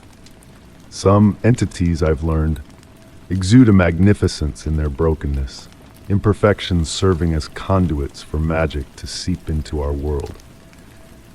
In the hushed depths of night, when the workshop is bathed in moonlit solitude and reminiscence, I swear I still discern its ticking, orchestrating the rhythm of moments that never transpired yet persist eternally. Story 14. Amidst a serene afternoon stroll through an abandoned courtyard, a captivating, spicy fragrance captured my senses, defying the decay that surrounded it. This scent, a mysterious fusion of exotic spices and aged stone, floated through the air as if whispering a hidden message. Step by step, I felt an irresistible pull towards the origin, driven to unravel the enigma shrouding this unexpected perfume. The courtyard, a neglected sanctuary enclosed by weathered walls draped in ancient ivy, exuded a forgotten charm. Soft autumn breezes rustled fallen leaves over worn flagstones, weaving a delicate melody that seemed to harmonize with the alluring aroma. The fading light of late afternoon filtered through the canopy of branches above, casting intricate shadows that danced lazily across the ground. Delving further into the space, I noticed subtle shifts in the air's essence. The spicy fragrance intensified near a particular corner where an old wooden door stood, its surface etched with intricate patterns faded by time. This scent stirred elusive memories, reminiscent of bygone winter days from childhood or dreams half remembered upon waking. A peculiar stone bench beckoned to me, nestled against the wall. Its weathered surface, smoothed by years of rain and wind, emitted a strangely welcoming warmth as I settled upon it. The fragrance seemed to pulse gently, akin to a distant heartbeat, enveloping me in an oddly comforting embrace. From my vantage point, I discerned intricate details previously overlooked. Small, enigmatic symbols adorned the bases of the surrounding columns, their significance lost to the ages. These carvings appeared to subtly shift when viewed from different angles, a mesmerizing illusion created by the play of light. The ivy-clad walls occasionally quivered, as if moved by an unseen force. Time flowed differently within that space. Shadows stretched at an unusual pace, and minutes blurred into hours, or so it seemed. The spicy aroma would intensify, then dissipate, only to return from an unexpected direction, guiding me through an invisible waltz. Each wave carried new undertones, whispers of cinnamon, hints of cardamom, and echoes of something ancient and profound. One twilight, an elderly gardener materialized while I sat there, tending to plants in a distant corner. When I inquired about the fragrance, she offered a knowing smile but no explanation, remarking simply, "Some places hold memories we've forgotten." Before I could press for more, she vanished behind a hedge, leaving me to ponder her cryptic words. The mystery deepened as curious objects began to appear on the bench during my visits. A tarnished brass key with no matching lock, a dried flower of unknown origin, a scrap of paper inscribed in an unfamiliar script. Each item vanished by my next return, replaced by another enigmatic token. Weeks passed, and I found myself drawn back to the courtyard daily. The aroma, a constant companion that subtly evolved with each encounter, yet retaining its core essence. Shadows of movement flickered in my peripheral vision, ephemeral hints of a presence that dissipated upon direct observation. On a particularly tranquil evening, as sunlight bathed the walls in amber hues, a thin tendril of fragrant smoke spiraled from between two flagstones near the bench. The smoke twisted into intricate shapes, almost resembling letters before dissolving into the gathering darkness. The spicy scent, more potent and immediate, permeated the air, drawing me closer. As I reached out to touch the smoke, anticipating its dispersal, a gentle warmth tingled through my fingers. For a fleeting moment, I felt connected to something ancient and vast, visions flashing through my mind, echoes of countless others who had sat on the bench, each entwined in their version of the enigma before me. With the onset of winter, the fragrance shifted once more, growing subtler and more elusive. The courtyard assumed a different aura in the cold months, yet the sense of mystery endured. The scent now appeared only at specific times, dawn, dusk, and those fleeting moments when time seemed to pause. To this day, I return to the courtyard, the spicy fragrance of familiar companion whose origins remain shrouded in mystery. At times I feel on the brink of unraveling its secrets, only for it to morph, revealing new facets that deepen the enigma rather than unraveling it. And perhaps that is the essence of such mysteries. They are meant to be experienced, embraced, and carried as treasured secrets. The words of the elderly gardener linger in my mind. Some places hold memories we've forgotten. In the quietude of those moments spent on the ancient bench, inhaling the cryptic aroma, I ponder if it's not the place recalling, but the memories themselves seeking a listener to share their tale. Story 15. In the depths of my attic, amongst relics of a bygone era, a faded photograph caught my eye. Nestled within a weathered album, it depicted a moment from long ago, its details shifting subtly as I pondered them. A delicate fragrance of aged roses and parchment enveloped me, stirring a sense of nostalgia and intrigue. Were the figures frozen in time within the picture whispering a forgotten tale meant only for me to hear? As the late afternoon sun filtered through the dusty window, bathing the wooden floor in a golden hue, I settled into a weathered rocking chair. Its rhythmic creaking beneath me lulled me into a peaceful trance. My fingertips traced the worn edges of the photograph, each crease and imperfection beneath my touch telling silent stories of the past. The scene captured in the image transported me to a grand garden party of a more refined era. Elegant ladies in flowing dresses and gentlemen in dapper attire stood frozen in a moment of joy, their enigmatic smiles hinting at hidden secrets. In the background loomed a stately Victorian mansion, its windows reflecting the setting sun of that distant evening. One figure in particular drew my gaze, a woman clad in a pearl-white gown, standing slightly apart with a gaze that seemed to pierce through time. A chill crept through the attic as I studied her, the scent of roses growing stronger, wrapping me in a cocoon of mystery. I closed my eyes, allowing the quiet of the attic to embrace me before reopening them to a surreal sight. The light within the photograph had shifted, the sunset now pulsing with a soft, ethereal glow. The woman in white appeared to have moved, her hand now outstretched towards an unseen horizon. Spellbound, I delved deeper into the image, the world around me beginning to transform. The creaking of the rocking chair melded with distant strains of music, evoking memories of old gramophones. The scent of roses mingled with the aroma of Earl Grey tea and freshly baked pastries, filling the air with a dreamlike ambiance. Past and present intertwined as the figures in the picture gained depth and life, blurring the boundaries of reality. The woman in white became more defined, a pendant around her neck catching the light in mesmerizing ways. The temperature in the attic continued to drop, shadows lengthening as time itself seemed to bend and warp. Details within the image came into focus. A teacup teetering on a table, a butterfly suspended in flight, each element holding a subtle magic of its own. Lost in this surreal dance of past and present, I found myself locked in a silent conversation with the woman in white. Her eyes held mine across the expanse of years, conveying a message left unspoken. A pendant around her neck mirrored one I had stumbled upon in my grandmother's jewelry box, linking me to a past shrouded in enigma. As evening descended outside the attic window, the light within the photograph dimmed, returning the scene to its original state. The figures froze once more, the music fading into the distance like a fleeting dream. Left behind was the lingering scent of roses, mingling with the musty air of the attic.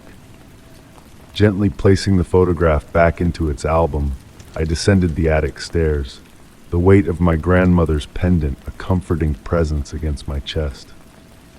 In the hush of the evening, the echoes of a distant waltz whispered in my ears, tugging at the threads of time's mysterious dance.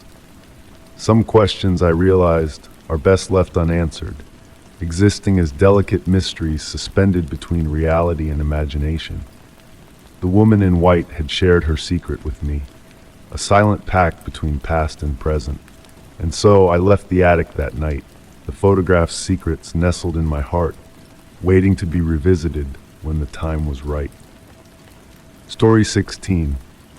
In the heart of an aging town, a forgotten theater stood, beckoning me with a silent call to explore its faded grandeur. Once a stage for applause and tears, now it lay cloaked in the shroud of time's passage.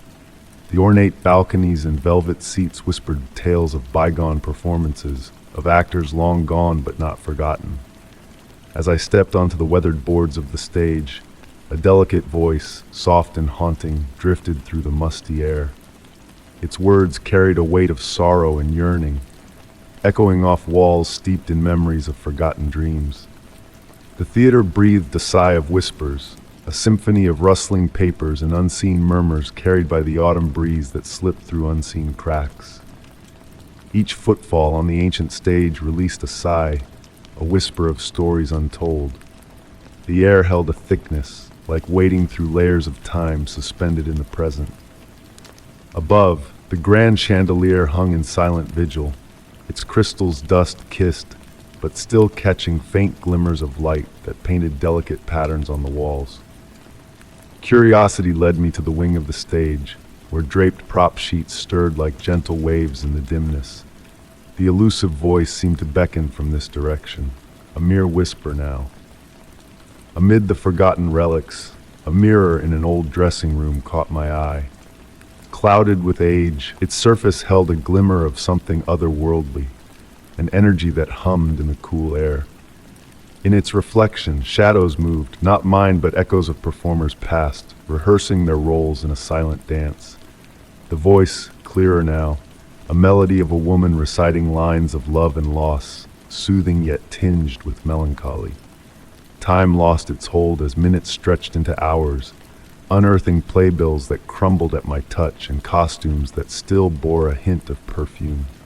The voice guided me through the forgotten corners, past music stands with faded sheet music waiting for musicians long gone. Evening crept in, shifting the light into elongated shadows that seemed to dance with intent across the empty seats.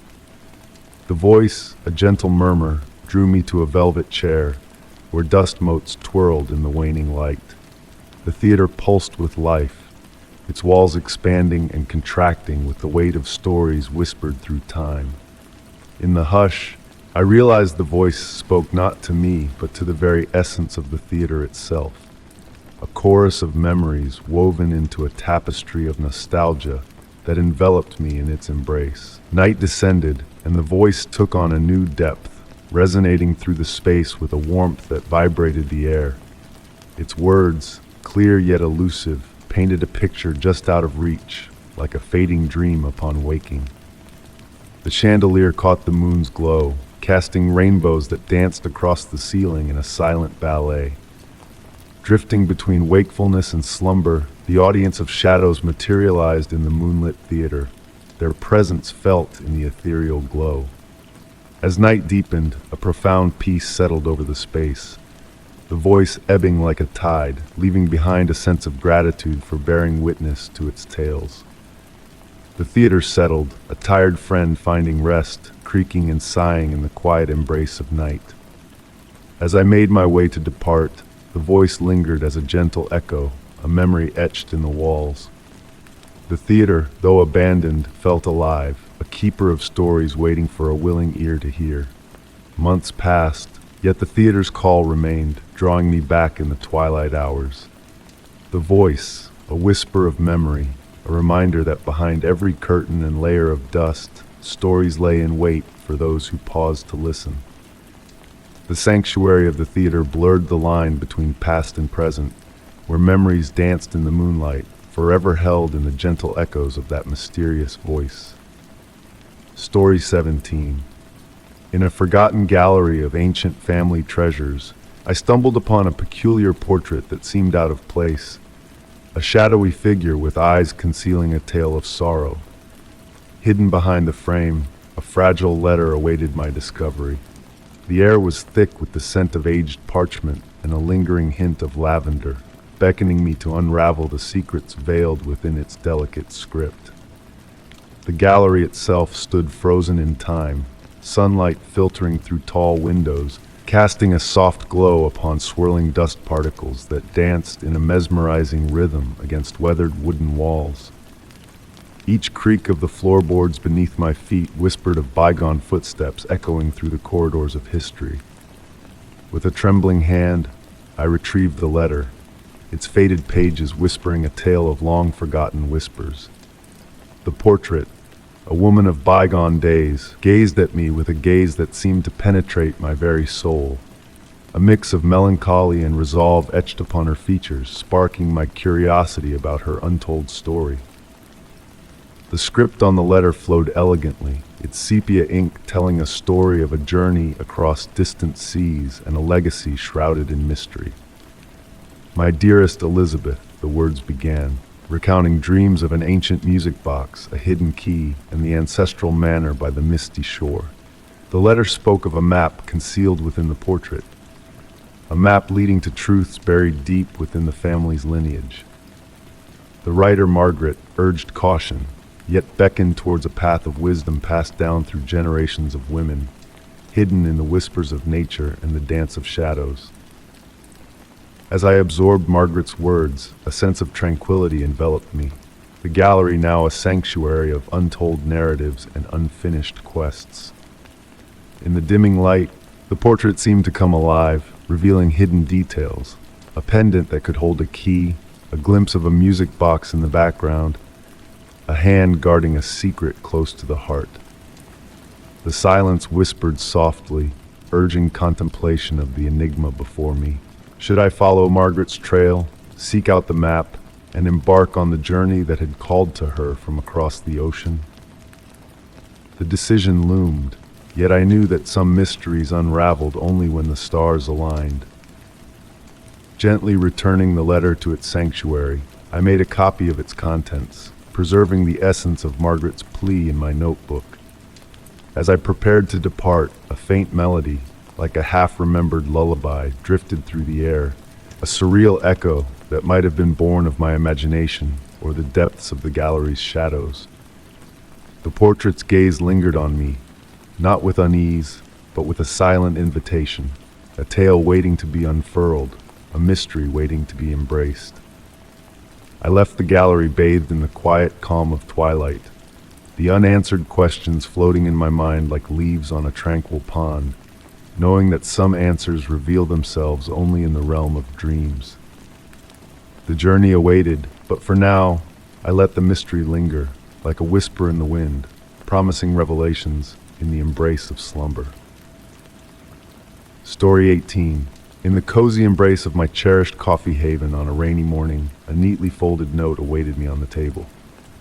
The paper, pristine and graced with elegant, unfamiliar script, carried a delicate hint of lavender intertwined with the rich aroma of coffee.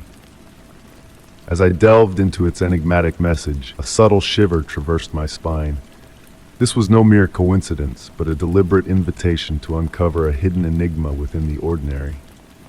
The message, though simple, held a mystifying allure. Seek the woman cloaked in pearl gray. Every Tuesday at precisely 9:17 a.m., she makes her silent entrance. She never indulges in a purchase. She never engages in conversation. Yet she always leaves a trace. Intrigued, I found myself drawn back to the cafe week after week, captivated by an inexplicable intrigue. The soft patter of rain against the windows became my constant companion, weaving a tranquil melody as I quietly observed. The familiar blend of freshly brewed coffee and the comforting scent of baked delights enveloped me, creating a snug sanctuary as I awaited her arrival. On the initial Tuesday, I arrived early, selecting a secluded corner table, affording a clear vantage point of both entrances. The ebb and flow of the morning crowd, their subdued chatter, and the gentle clinking of cups formed a serene symphony. My focus oscillated between the steady tick-tock of the antique wall clock and each new guest that crossed the threshold. Precisely at 9:17, she materialized. The pearl gray coat draped elegantly over her form, its fabric seemingly absorbing and radiating the soft light in equal measure. Her presence possessed a blend of substance and ethereal grace, akin to morning mist caught in a sunbeam. With deliberate poise, she selected the same window-side table every visit.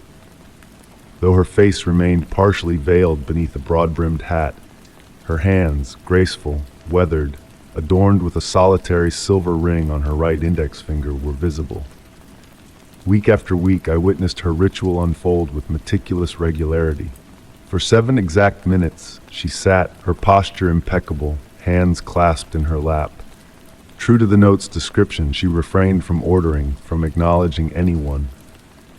Yet I began to discern the small tokens she left behind. A vintage button, a pressed bloom, an ancient compass with a weathered visage but a needle that danced with peculiar vigor. Curiously, the cafe staff appeared oblivious to these items. Inquiring about the enigmatic woman only elicited glazed expressions and deflections, as if she resided in a blind spot of their awareness. Each object she left pulsated with a subtle energy, narrating fragments of a tale I struggled to piece together. One rainy Tuesday, I encountered her seated at my customary table. Her gaze turned towards me, and though her features remained obscured, I sensed her acknowledgement of my presence. Before her rested an aged leather-bound journal, its yellowed pages whispering of age-old tales. A gentle nod indicated the seat opposite her. As I settled, the cafe's ambient clamor receded to a faint hum. The space between us seemed charged with potential, akin to the pregnant hush preceding a thunderclap. Then she spoke, her voice akin to autumn leaves rustling in a soft breeze. "You've been an observer," she remarked, not in query. "Few discern the patterns anymore. Even fewer pause to observe, to ponder, to probe the voids between instances." With a fluid motion, she unveiled the journal, revealing pages adorned with the same elegant script from the initial note. "Time is not what they presume," she continued, her fingers tracing the scripted lines. "It folds and unfolds akin to origami, creating recesses where enigmas gather. Some of us navigate these folds, gathering that ensnared within the creases." The journal housed depictions of objects, the very items she had been gifting. Each illustration was accompanied by coordinates, dates, and cryptic annotations that seemed to shift and morph when viewed from varying angles. "Why me?" I inquired, my voice barely above a whisper. She bestowed a gentle smile, her countenance still veiled. "You possess the patience for patterns, the capacity to endure ambiguity without clamoring for resolutions. Most importantly, you comprehend that certain mysteries are meant to be experienced rather than deciphered." With that, she rose, leaving the journal behind. "Now, it is your turn," she intoned softly. "Watch for those who observe the patterns. Leave them traces leading back to wonder." When my gaze lifted from the journal, she had vanished. The cafe's ambient symphony flooded back like a gentle tide. The rain maintained its steady cadence against the panes, the aroma of coffee lingered in the air. The journal lingered, tangible beneath my fingertips, its pages now blank where text once resided. Every Tuesday at 9:17 a.m. I continue my visits to the cafe. Occasionally I glimpse others akin to myself, seated in quiet contemplation, observing. At times I bestow small keepsakes, a vintage key, a pressed leaf, a sea glass smoothed by time. I witness the instant their curiosity ignites upon discovering these mementos. Though the woman in the pearl gray coat has not reappeared, her essence lingers in the tranquil interludes between heartbeats, in the gentle rain against the windows, in the soft tendrils of steam rising from coffee cups. I've come to realize that certain mysteries do not require unraveling. They demand witness, reverence, and transmission, akin to whispered secrets within the interstices of seconds. Story 19. In the quiet dimness of an evening, as I meandered through the labyrinth of city streets, a peculiar verse caught my eye, etched upon a weathered brick wall. The words, faded yet melodic, seemed to hum with a haunting tune that resonated through the cool air mingled with the scent of rain-kissed concrete. It felt as though the very city itself was whispering an ancient secret, a tale meant only for those willing to heed its cryptic message. Drawn closer, I traced the lines with my fingertips, feeling a subtle pulse beneath the worn surface, the ink existing in a curious state between presence and memory. A gentle breeze swept down the narrow street, carrying with it the soft rustle of fallen leaves and distant echoes of life unfolding. It was then that I noticed the enigmatic pattern woven into the rhyme. Each line appeared as if penned by different hands, some in elegant cursive, others in rigid precision, yet all blending together in an eerie harmony. The street lamps flickered to life, casting a warm glow that danced with shadows across the aged wall. As darkness deepened, I reached for my phone to illuminate the text, only to witness a strange phenomenon. The words seemed to shift and rearrange under the artificial light, playing tricks on my perception. Blinking in disbelief, I began to commit the verses to memory as if they were long-lost fragments of my own thoughts, effortlessly settling into the recesses of my mind. The rhyme spoke of shadows walking alongside us, memories dwelling in the spaces between moments, and a melody that only the walls could discern. Night after night, I found myself drawn back to that mysterious wall, the verses haunting my dreams and drifting into my waking thoughts. I observed others passing by, their fingers brushing the bricks in a trance-like state, as if attuned to a melody just beyond my grasp. Weeks unfurled into months, revealing similar verses adorning various walls throughout the city, each interconnected like stanzas in an infinite poem. The handwriting styles remained consistent, a blend of authors weaving their enigma across the urban landscape. I began documenting each discovery, capturing images that always emerged slightly blurred, as if resisting capture, as if refusing to be fully revealed. With each delve into this enigmatic tapestry, my perception shifted subtly. Street sounds took on rhythmic cadences, the city's pulse transformed into harmonious whispers, and even the rain seemed to tap out coded messages in its descent. On quiet nights, I would stand before the original wall where it all began, the verses suspended in that liminal state between reality and imagination. Strangers would occasionally join me, their silent presence a testament to the unspoken allure of the rhyme. We shared a connection of understanding without uttering a word, united in our pursuit of a hidden world that coexisted with our own, visible only to those who paused to listen. Sometimes a soft hum seemed to emanate from the very bricks themselves, a melodic lullaby woven from urban echoes and forgotten dreams. As seasons cycled through, I witnessed the verses adapting to their surroundings, shimmering in summer's heat, flowing like liquid in autumn rains, and crystallizing in winter frost. To this day, I revisit the wall, though I've long since committed every word to memory. New lines occasionally appear, the family of handwriting growing ever more diverse, ever expanding.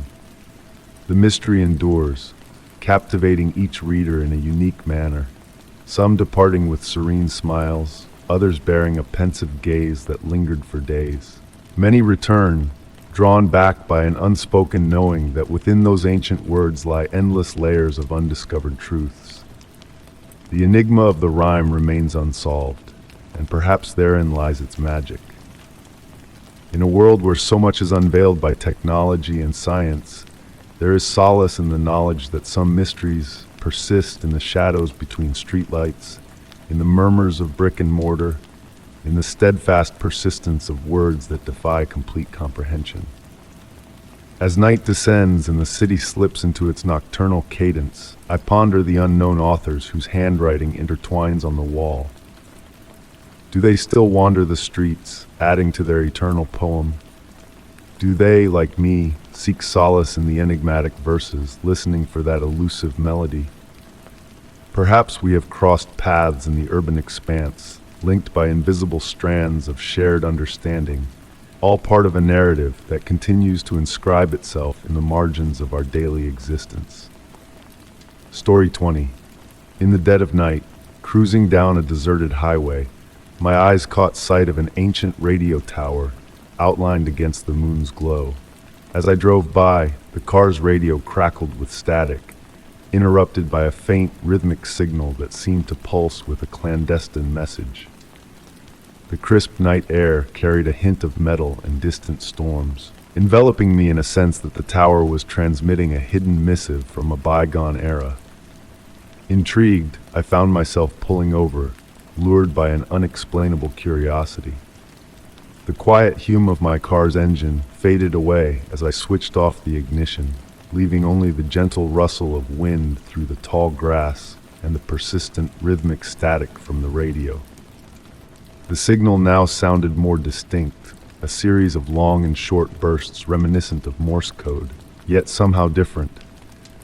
The tower loomed like a guardian against the deep indigo sky, its warning lights extinguished long ago. Rust had claimed much of its metallic exterior, forming intricate patterns that almost seemed intentional in their design. As I gazed, clouds meandered lazily across the moon, casting moving shadows that made the structure seem to sway ever so slightly. The rhythm of the signal began to stir a sense of familiarity within me, like a half-remembered melody from childhood. I closed my eyes, allowing the sound to wash over me, trying to grasp where I might have encountered it before. The static ebbed and flowed like gentle waves, carrying faint whispers of possible words, just beyond comprehension. I reached for my phone to record the peculiar broadcast, but it remained unresponsive, its screen dark despite being fully charged. The air around me grew heavy with anticipation, as if the very atmosphere held its breath. A soft mist began to form, enveloping the tower's base like a gentle shroud. Mesmerized by the cadence of the signal, memories began to surface. Memories that felt foreign, not entirely my own. I saw visions of individuals in a control room, their faces illuminated by the warm glow of analog equipment, urgently discussing something of great importance, something they sought to safeguard. The scene was so vivid, I could almost smell the coffee on their desks and hear the whir of magnetic tape reels.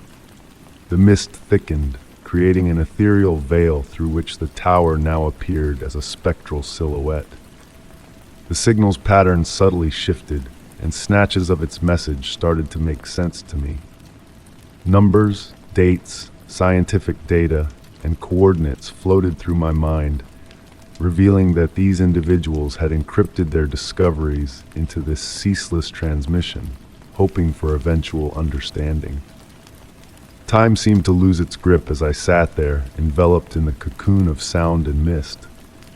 The temperature dropped slightly, prompting me to draw my jacket tighter, yet I couldn't bring myself to depart. Each burst of static felt like a fragment of an intricate puzzle, one that had waited decades for someone to unlock its secrets. A soft glow emanated from the tower's base, visible through the mist, pulsing in perfect harmony with the radio signal, casting a warm amber light that danced through the fog. The hypnotic effect of the light's dance matched the rhythm of my breathing, lulling me into a drowsy state. The signal's pattern shifted once more, morphing into something melodic, akin to a lullaby. I realized that the memories I had witnessed weren't random. They were intentionally being transmitted, preserved within this eternal loop of static and silence. As dawn approached, the mist began to dissipate, and the signal slowly faded away. The tower stood mute once more, its enigmas shrouded in layers of rust and time. My phone suddenly sprang to life, showing numerous missed calls from concerned family members.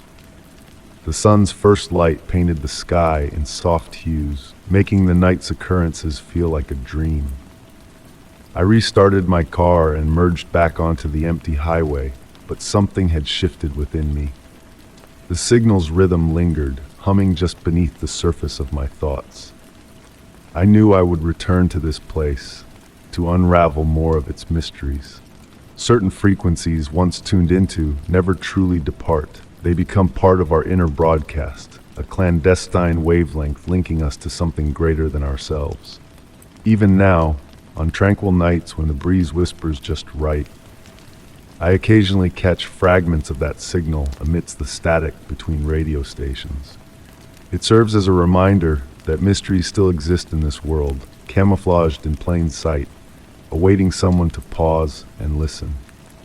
The tower stands as a tribute to those who came before, their message encoded in endless waves of static, patiently awaiting the right interpreter to decipher its significance. Story 21. In the hushed embrace of midnight, nestled in my bed, a stray echo reached me, a voice both familiar and achingly distant. The soft hum of the air conditioner and the gentle rustle of leaves outside intertwined, forming a spectral choir that stirred memories of a presence I believed long departed. That night, my bedroom exuded an unusual aura. Moonlight cast silver patterns upon the walls, shapes seemingly alive with subtle movement. The air held a weighty stillness, reminiscent of the moments preceding a rainfall, where everything holds its breath in anticipation. Shadows lingered in the corners, darker and deeper than usual, as if whispering secrets amongst themselves. The voice returned, a delicate murmur on the outskirts of perception. It carried a melancholy akin to wind chimes swaying in a tender breeze, melodic yet tinged with sorrow. Slowly, I sat up, my blanket sliding off with a quiet sigh of fabric against fabric.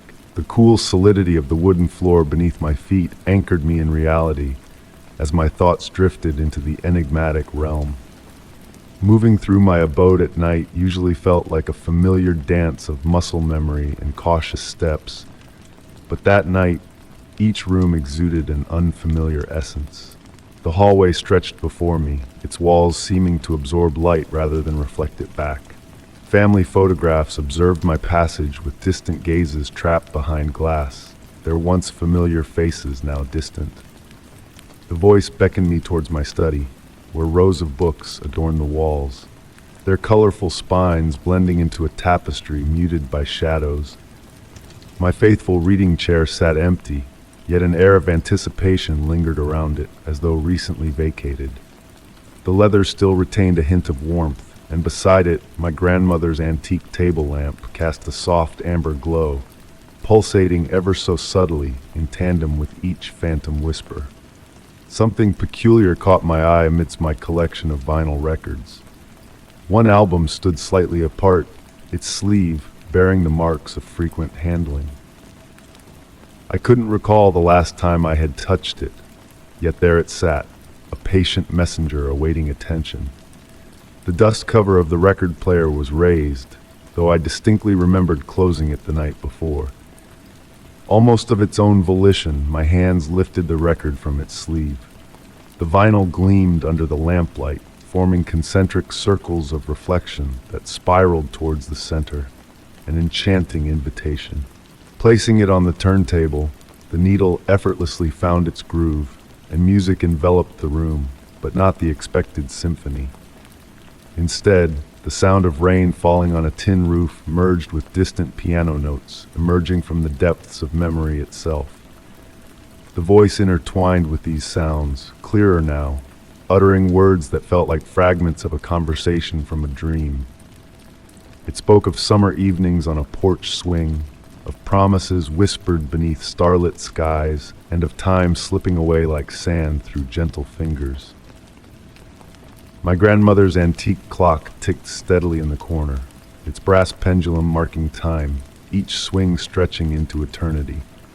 The voice spoke of her, evoking memories of evenings spent listening to her tales, her hands busy with needlework under the warm glow of the same lamp. Did she hold knowledge of this voice? Had she left me a message only now beginning to unravel? The room's temperature subtly shifted, creating wisps of air that made the lamplight dance. Shadows bore different shades of darkness, within which intricate patterns emerged, reminiscent of the lace doilies my grandmother once crafted, designs hinting at hidden meanings. Sinking into my reading chair, its familiar contours cradled me as the ethereal monologue continued. The words gained a rhythm, mirroring the clock's pendulum, weaving a hypnotic tapestry of memory and enigma. My fingers traced patterns on the chair's worn armrests, following grooves etched by years of similar gestures. The bookshelves seemed to pulse with the voice's cadence, their contents shifting imperceptibly. A particular book caught my gaze, a volume of poetry gifted by my grandmother years ago. Its spine glowed faintly in the lamplight, and I realized the voice recited verses I had read to her during her final days. Time flowed like honey in winter, dense with significance yet resistant to quantification.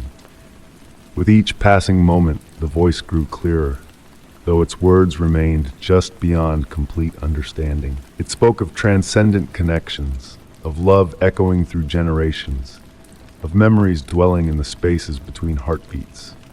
As dawn approached, its gray tendrils reaching through the window, the voice began to fade. The record played on in silence, the needle tracing its eternal path. The lamp's light pulsed one final time, and in that instant, I grasped a profound truth about memory and absence, about how certain voices never truly depart. They linger, awaiting the opportune moment to whisper their truths. When full morning arrived, I found myself still in the reading chair, the record player silent, the lamp extinguished. The room bore no trace of my nocturnal reverie, save for a poetry book resting open on the side table, its pages adorned with my grandmother's delicate annotations. Whether reality or dream, the experience mattered less than the residue it left, a sense of connection to something vast and enigmatic, yet intimately known. Though the voice faded with the night, its echo lingered, a gentle reminder that some mysteries are meant to be felt rather than unraveled, experienced rather than explained. In the ensuing quietude, I found solace in the ambiguity, in the space where knowing meets wondering, where the most exquisite mysteries find their dwelling place. Story 22. On a misty evening, I strolled past an abandoned playground where rusty swings swayed softly in the gentle breeze. In the midst of the chill, a faint, almost imperceptible laughter lingered in the air, a ghostly echo of joyous voices from days gone by. The cool fragrance of damp grass and aged metal mingled, leaving me with a disquieting feeling that the playground harbored memories of laughter lost to the passage of time. I felt drawn to the weathered bench near the slide, its wooden slats polished smooth by countless parents who had watched their children play. The playground equipment's metal frame cast elongated shadows in the dim light, creating shifting patterns that danced on the edge of my vision. A soft wind whispered through the surrounding trees, carrying the sweet, earthy aroma of autumn leaves. Initially, I convinced myself that I was merely taking a different route home, seeking solitude and reflection after a long day. Yet, there was something about the tranquil isolation of the playground that beckoned me back night after night. Each visit unveiled new layers of its enigmatic aura, transforming it into my sanctuary, a place where time seemed to flow in a mysterious rhythm. One serene evening, as I sat on my usual bench, my attention was drawn to the carousel. Though untouched, the metal horse figures seemed to gleam with a peculiar warmth, as if recently caressed by small, eager hands. An inexplicable static energy enveloped them, reminiscent of children's laughter lingering in the spaces between sounds. With passing weeks, I noticed subtle shifts within the playground. Swings swayed gently without a breath of wind. Faint footprints appeared in the morning dew, only to vanish with the rising sun, and the usually cold metal slide occasionally felt warm to the touch, as if someone had just slid down its length. I began to document these peculiar occurrences in a notebook, uncovering patterns that hinted at a hidden world within the playground. The elusive laughter I had initially heard seemed to adhere to a schedule, teasingly audible at specific evening hours, especially during full moons when mist crept in from the nearby woods. It remained just beyond reach, like a whisper on the edge of a dream. Other park visitors, mostly dog walkers and joggers, passed by obliviously, their gazes skimming over the playground equipment as if it were invisible. But I knew better. I had unlocked the playground's secrets. One evening, a small red ball sat motionless atop the carousel, then rolled slightly as I approached, guided by an unseen force. The air grew heavy with anticipation, and faint children's melodies hummed just beyond my hearing. The ball traced a perfect circle around the carousel's center pole, filling the night with a sense of wonder. That night, under the watchful moon, shadows danced independently, swings swayed in harmony, and the laughter, though silent, enveloped me like a warm embrace. I realized that this playground was not haunted in the traditional sense. It was frozen in a moment of pure joy, every child's laughter echoing through its very essence. The mysterious phenomena were not meant to frighten, but to remind us of the enchantment that lingers in places where innocence and imagination once reigned supreme. Now, months later, I still frequent my special playground, attuned to the subtle cues that signal the strongest presence of the invisible laughter, a certain mist quality, a specific twilight hue, an anticipatory hush in the air. Sometimes, I bring a book and read softly to the empty expanse, and on those nights, the swings sway with purpose, the carousel horses stand proud, and the laughter, though unheard, feels intimately close. I have kept this tale to myself, cherishing the clandestine bond with a realm suspended between memory and enchantment. The playground has taught me that some enigmas are meant to be experienced and valued, not unraveled. And so I continue my twilight visits, content to be the lone spectator to a spectacle of whispers and shadows, accompanied by laughter that dances just beyond human perception. Story 23. In the hush of dawn's embrace, as I wandered through a serene meadow, a sight caught my eye and held me spellbound. The grass, adorned with glistening dew, revealed a secret message woven into its midst, a script crafted by the hand of nature itself. A symphony of scents, earthy and floral, enveloped me, as if to draw me deeper into the mystery unfolding before me. The mist, like a wispy veil, draped low over the landscape, cloaking it in a soft, pearly hue. Bending down to peer at the dew-kissed blades, my very breath stirred the delicate formations, sending ripples through the moist air.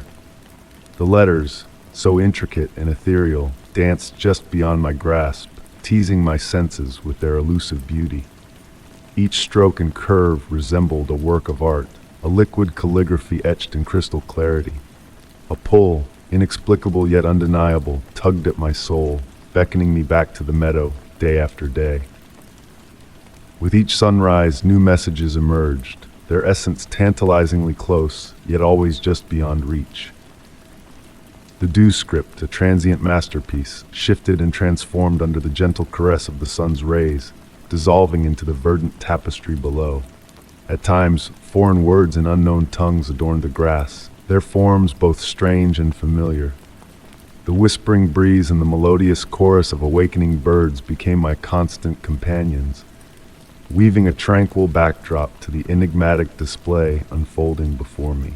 Captivated by this mystical phenomenon, I began chronicling the messages in a weathered journal, my fingertips tracing the lingering dampness on the pages. The paper, imbued with the memory of dew, bore a subtle ripple, a silent tribute to the ephemeral artistry I sought to capture.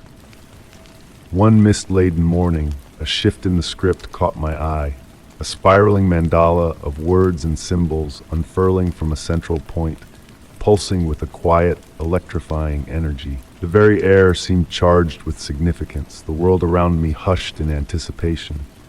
The messages, once confined to the meadow, now manifested in unexpected places, etched on my window pane in morning condensation, woven into the steam rising from my tea, even hidden within the frost-kissed leaves of autumn. In my dreams, the scripts danced, weaving tales of shadow and light in a language of whispers and rustling leaves. As I delved deeper into this enigma, the patterns revealed a hidden harmony, a cosmic dialogue unfolding with the rhythm of the earth's breath. Each observation unveiled a new layer of meaning, a profound connection between sky and soil, between mystery and revelation.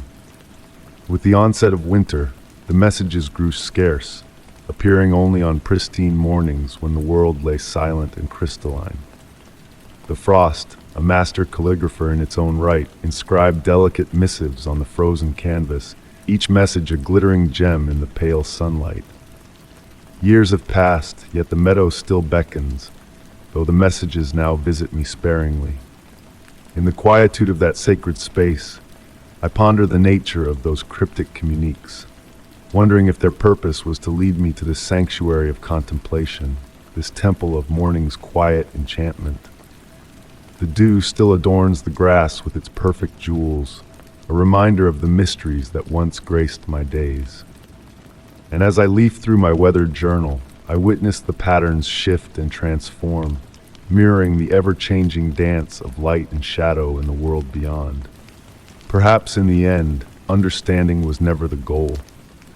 Perhaps the true gift lies in the wonder, in the awe-inspiring beauty of life's small miracles, observed with patient and reverent eyes. The meadow, with its whispered secrets and hidden truths, has become my haven, where the ordinary and the extraordinary converge in the gentle glow of dawn. Though the meaning of those crystalline messages eludes me still, their essence lingers, a profound imprint on my soul. For in the quiet unfolding of unanswered questions lies the true magic of existence, where grand revelations pale in comparison to the quiet, unassuming mysteries that shape our days and nights. Story 24. Deep within the shadowy depths of a revered library, I stumbled upon a hidden alcove, concealed behind towering shelves of forgotten manuscripts. The dim light filtering through a weathered window unveiled ancient tomes and artifacts that murmured tales of bygone wisdom. The fragrance of leather-bound volumes and aged parchment enveloped me, transporting me to a realm where I felt as though I had uncovered a clandestine haven of enlightenment reserved for the most inquisitive minds. As the guardian of the library by night, I had grown accustomed to the gentle cadence of the building, the soft creaking of wooden shelves settling, the whisper of wind through ancient ventilation shafts, and the distant echo of the grand clock in the main hall. Yet this alcove exuded a different aura, as if it existed in a separate pocket of time, untouched by the modern world beyond the library's weathered facade. I found myself irresistibly drawn to this sanctuary during my nightly patrols, observing how the moon's luminance cast ethereal patterns through the intricate lead-light window. The dancing shadows seemed to weave cryptic symbols on the time-worn wooden floor, reminiscent of forgotten alphabets. On nights of profound stillness, I could almost swear I caught the faintest murmur of pages turning, though I was always solitary in this secluded enclave. One evening, while examining the volumes lining the walls of my refuge, I discerned a peculiar arrangement in their placement. The smooth leather spines, bearing the marks of countless hands over centuries, seemed to align in a deliberate pattern when viewed from specific angles.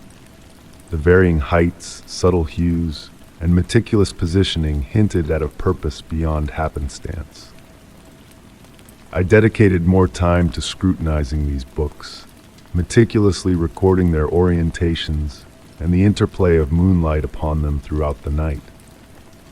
My flashlight's beam would illuminate gilt lettering that appeared to shift with the passage of time, unveiling fragments of text in unfamiliar languages. The air within the alcove grew dense with each passing night, laden with the weight of untold narratives. In my exploration, I uncovered a peculiar tome that radiated warmth as if recently held by another reader. Its pages lay blank, yet at precisely midnight, under the beam of my flashlight, faint traces of writing emerged, morphing and vanishing before my eyes like elusive whispers. The words eluded comprehension, akin to grasping at the fading details of a dream upon waking. The tolling of the grand clock marked the hours as I delved deeper into the enigma of the alcove. I noticed subtle shifts, books that imperceptibly changed positions between my visits, the window framing improbable vistas of the night sky, and an unshakable sense of a presence reading over my shoulder. My fellow guardians remarked on alterations in my demeanor. I spoke of the library's history with an intimacy that belied my tenure, as though I had witnessed its construction across centuries. I found myself comprehending fragments of ancient tongues unlearned, and my slumbers were inundated with visions of expansive halls of knowledge transcending the physical confines of the library. The most extraordinary revelation came one winter night beneath the full moon and crystalline skies. Seated in my customary spot, a book descended from its shelf, splaying open before me. Its pages chronicled a clandestine society of librarians who purportedly unlocked the ability to eternalize knowledge, not solely in words, but within the very essence of space itself. They had crafted sanctuaries akin to my alcove, repositories where the boundaries between reader and text, between past and present, blurred into obscurity. I then realized that I had become a part of something grander than myself. The alcove had selected me as it had chosen others before, beckoning me into a lineage stretching back through the ages. The whispers I heard were not merely the time-worn echoes of the edifice, but the voices of myriad readers who had occupied this very spot, enriching the collective wisdom enshrined within these walls. Now, as I pen this chronicle in the gentle glow of my flashlight, I acknowledge that the true essence of this place may forever elude me. The alcove remains an enigma, its revelations unfolding at their own pace, akin to words materializing on ostensibly blank pages. Nevertheless, I find solace in the knowledge that within the recesses of this ancient library, a realm exists where the confines of reality soften, where knowledge flows like a river, and where the simple act of reading transcends the ordinary constraints of time and space. I persist in my nocturnal vigil, safeguarding both the library and its hidden marvels. The alcove bides patiently in its corner, poised to embrace the next inquisitive soul who chances upon its threshold. And at times when the moon is just so and the hush profound, I swear I catch the gentle rustle of pages, as if unseen readers partake in my watch, all united by the eternal enchantment of words and the enigmas they enfold. Story 25. On a chilly, misty evening, I sought refuge at a forgotten bus stop hidden on a quiet street. Standing beneath the soft glow of a single street lamp, a subtle rhythmic murmur began to rise from the shadows around me. The mingled scents of rain-kissed pavement and moist leaves infused the sound with a haunting closeness, hinting at a hidden sorrow of the night. The gentle patter of rain on the metal roof provided a soothing accompaniment to my solitude. I settled onto the worn wooden bench, its surface polished smooth by years of patient waiting. The aged schedule board, barely discernible beneath layers of time and neglect, whispered tales of long-abandoned roots. My breath formed wispy clouds in the crisp air as I tuned into the mysterious murmur that grew increasingly distinct.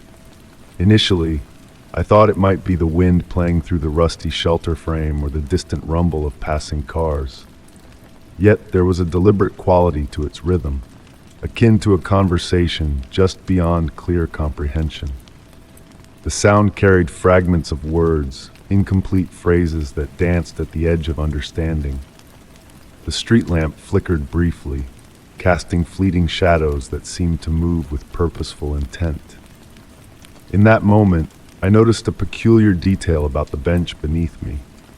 Tiny, intricate patterns had been delicately carved into the wood, revealed only when the light caught them just right.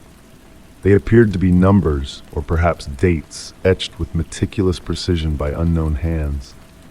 As my fingers traced these enigmatic markings, the murmur shifted. It no longer seemed to emanate from the shadows, but from the very bench itself, vibrating through the wood and into my very core. The sensation was not alarming, but strangely comforting, like a lullaby in a foreign tongue. Each number I touched altered the pitch and cadence of the sound ever so subtly. The rain continued its gentle symphony, and I found myself swaying almost imperceptibly to the curious harmony of raindrops and whispers.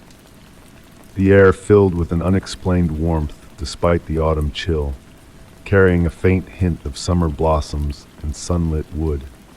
It was as if the bus stop existed in a timeless realm, where seasons and memories intermingled in a mystical fusion. I noticed my watch had halted, its hands frozen at an impossible angle between digits.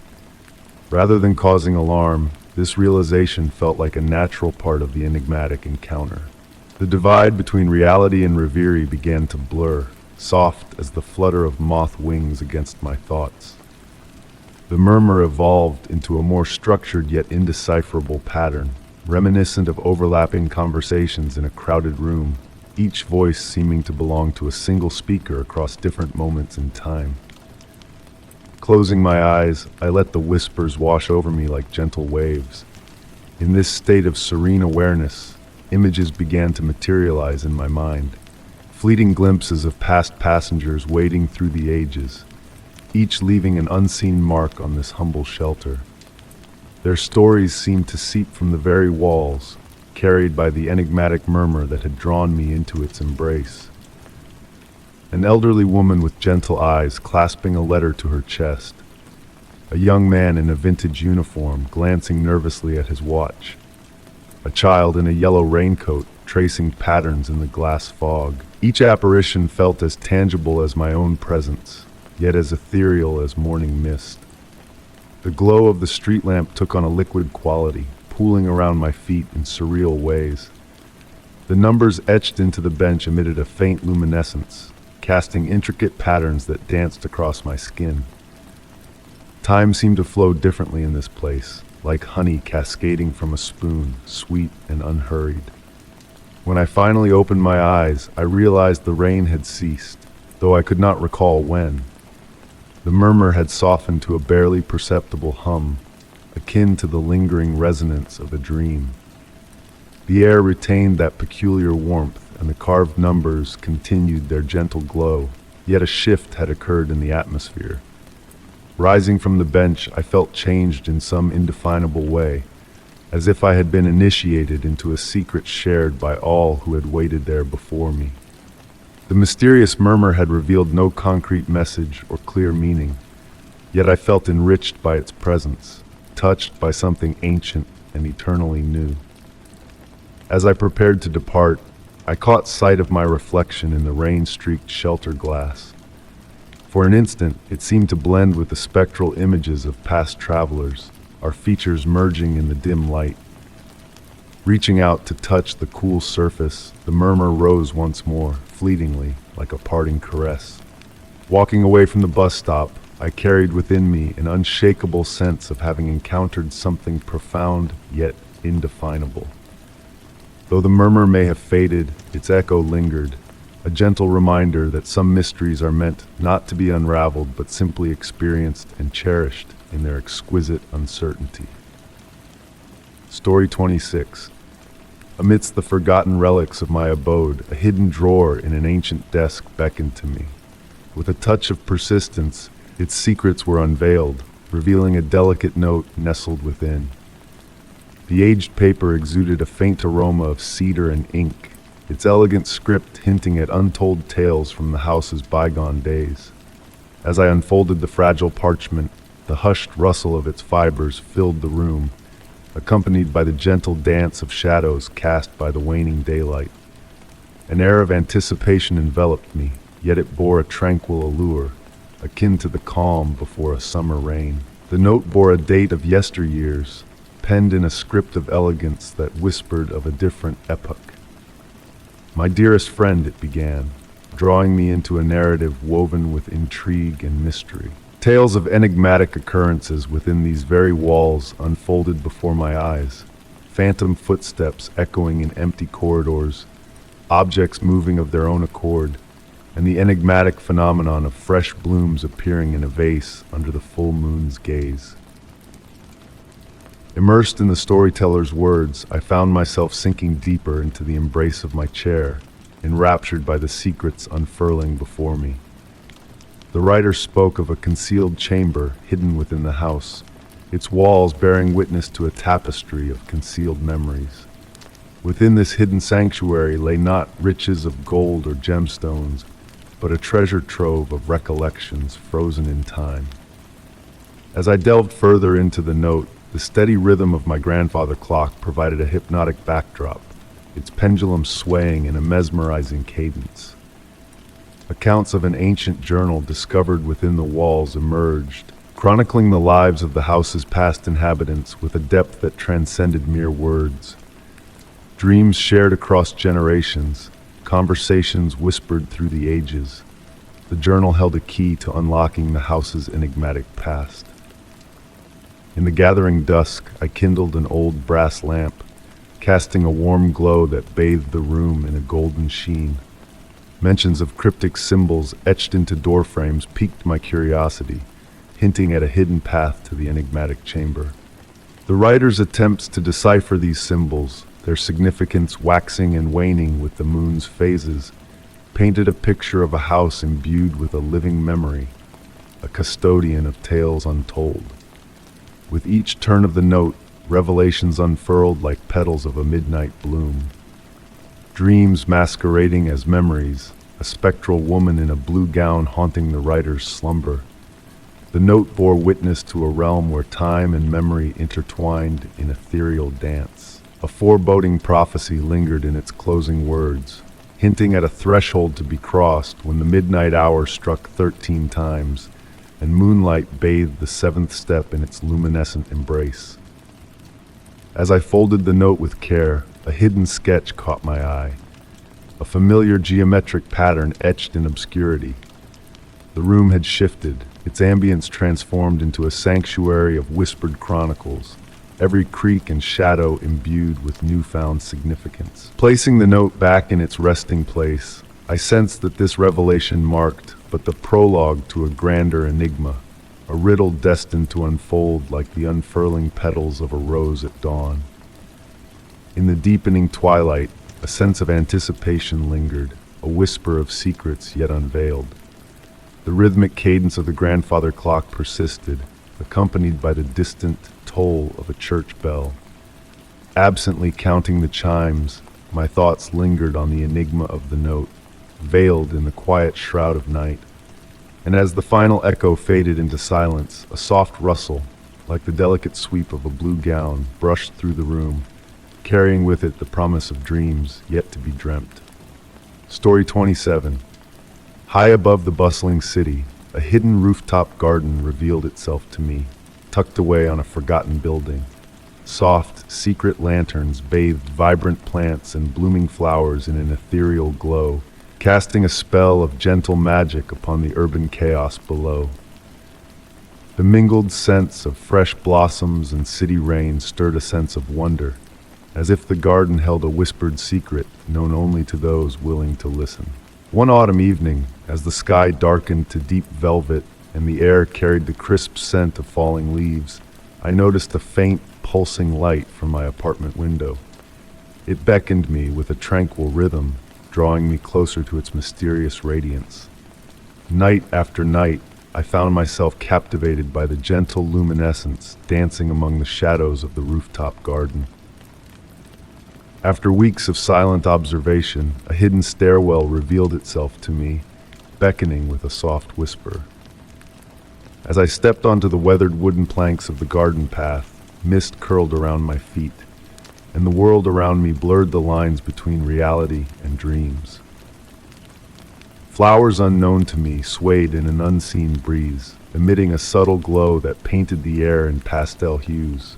Ancient lanterns hung like stars captured in morning dew, their light a soothing presence that defied explanation. The plants seemed to acknowledge my presence, their leaves shifting ever so slightly as I wandered deeper into this enchanted sanctuary. Night-blooming flowers filled the air with a sweet perfume, their petals elusive and ever-changing, like fleeting dreams. Beside a small pond reflecting the mysterious lights, I witnessed shapes moving beneath its surface, patterns of light that ebbed and flowed like memories slipping away. Time itself seemed to bend within the garden's embrace, stretching and contracting in a dance of endless moments. In the heart of this mystical space, a weathered stone bench awaited me, adorned with intricate symbols that whispered tales of forgotten lore. The elusive music of the garden played at the edges of my perception, a melody that seemed to arise from the very essence of the night itself.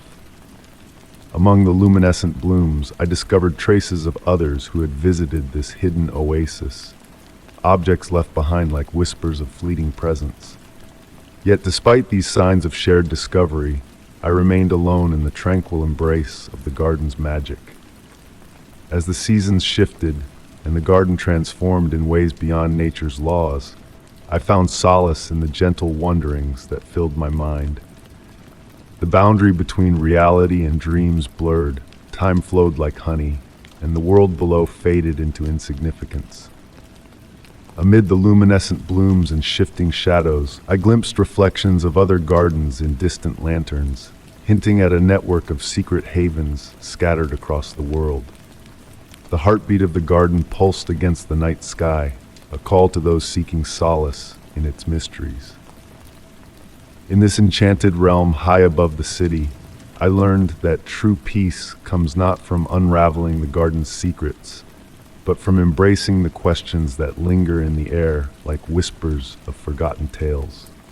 The magic of this hidden sanctuary remains a beacon of tranquility, inviting others to experience its mysteries and find solace in the unknown. Story 28. On a dreary afternoon, amidst a stack of mundane mail, an unmarked envelope caught my eye. Its contents unfolded a tale untold, written on aged paper with words that danced like whispers in the wind. The faint aroma of antiquity and lavender wafted through the room, beckoning me to venture into the depths of forgotten memories. The paper, fragile and weathered, cradled secrets of a past unknown to me, its edges softened by the hands of time. Raindrops serenaded my window, their gentle patter in harmony with the rhythm of my heart. A warm glow enveloped the room, casting an amber aura around the letter, as if the light itself whispered ancient truths. "My dearest friend," the script began, igniting a spark of recognition for a summer house I had never known. Despite the unfamiliarity, the words painted scenes of sunlight caressing my skin and waves serenading a distant shore. The crackling fireplace beside me hummed a lullaby, weaving a tapestry of memories both foreign and eerily familiar. Salt air mingled with the scent of fresh-cut grass, wooden floorboards cradled bare feet, and cotton curtains danced in a breeze only I could feel. Afternoon teas in delicate china cups, conversations in an eternal garden, and a mysterious locked room on the third floor unfolded before me, each word breathing life into a world I had never lived. As I turned the pages, my cat nestled in my lap, grounding me in the present, while my mind wandered through these phantom recollections. The steady handwriting narrated tales of misty gardens, dancing shadows, and elusive piano melodies that echoed in the silence. The creaking of my home's floors seemed to echo the midnight whispers of the summer house, blurring the lines between reality and the dreamscape laid out before me. The scent of lavender grew stronger, enveloping the room in a cloak of memories that tugged at my soul.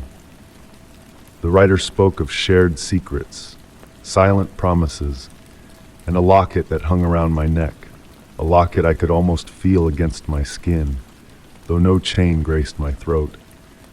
Raindrops whispered secrets outside, blending with the writer's words of rainy days spent in a library where books held stories that shifted like shadows in the night. The ink on the final page seemed to fade, as if the memories themselves were slipping away, leaving behind traces of a reality rewritten. A choice, a ritual under a moonlit sky, and a reminder that memories are but threads in the tapestry of our existence, unfolded in the letter's closing words. The signature, an elusive initial that danced on the edge of recognition, hinted at a connection lost in the mists of time. Folding the letter back into its sanctuary, my reflection in the window seemed to waver, showing a visage both familiar and unknown, a ghost of a past I had never lived. As the rain subsided and the scent of lavender dissipated, I nestled into my armchair, drifting into slumber. The distant melodies of waves and piano keys serenaded my dreams, the phantom weight of a locket that never graced my neck resting against my skin, a reminder that the stories we choose to believe shape the tapestry of our memories, blurring the lines between reality and the dreams we dare to embrace. Story 29. In a forgotten nook of a neglected library, a delicate manuscript caught my eye. Its weathered pages, tinged yellow with age, were adorned with enigmatic footnotes. Each tiny script, penned in an unfamiliar hand, hinted at a concealed tale waiting to be unveiled. The faint scent of ancient parchment and ink hung in the air, shrouding me in a cloak of intrigue, urging me to unravel the veiled lore hidden within. With a soft crackle, the leather binding yielded as I turned the fragile pages, my touch brushing against centuries of collected dust. The main text, a scholarly discourse on medieval folklore, seemed unremarkable at first glance, but the footnotes whispered a different narrative. Starting innocently with academic citations and brief explanations, the annotations gradually morphed. The writing in the margins grew urgent, the ink bleeding into the aged paper like shadows creeping in the night. References to obscure texts gave way to personal musings, then to what appeared to be entries from a secret diary. The unknown annotator spoke of eerie echoes in empty corridors, of shadows dancing in defiance of light, of murmurs resonating in solitude. Lost in time, I found myself immersed in that secluded library corner, surrounded by towering shelves that seemed to lean closer, as if listening to my heartbeat. A soft golden glow from the desk lamp bathed the pages in warmth, yet the spaces between the shelves remained shrouded in deep shadows. As dusk descended, the shadows stretched and slithered across the floor like a river of darkness. One footnote in particular captured my attention. It mentioned a series of enigmatic numbers resembling dates, but following no known calendar. Beneath them, in trembling script, were the cryptic words, "The patterns emerge only in darkness. They speak of what lies between moments in the spaces where time folds upon itself."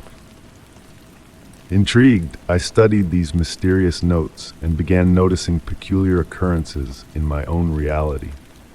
Books materialized on my desk without my intervention. The library rearranged itself in my absence, unveiling new pathways that always led me back to the manuscript. The rustle of turning pages whispered through the air, even when the book remained closed before me. The footnotes grew intimate, as if the annotator sensed they were penning for a future reader, for me. They hinted at a dawning awareness, a gradual realization that the manuscript transcended mere paper and ink. The annotations had become a conduit spanning not just pages, but epochs, perhaps centuries. Time blurred as I delved deeper into the enigmatic marginalia. The gentle ticking of the library clock seemed to slow, then cease altogether. The quality of light remained unchanged despite the hours spent engrossed in my reading, as if the sun had paused in its celestial voyage. I found myself enveloped in a tranquil twilight that never quite surrendered to true darkness. The footnotes ushered me through a labyrinth of references, each thread connecting to another in a tapestry of significance. They narrated tales of ancient civilizations that had unraveled the secrets of time, of scholars who deciphered the spaces between words, of libraries existing across multiple epochs simultaneously. As I approached the manuscript's conclusion, the annotations shifted in tone, exuding a serene, contemplative aura. The frenzied fervor of earlier notes transformed into a sense of peace, of acceptance. The final footnote bore a simple message.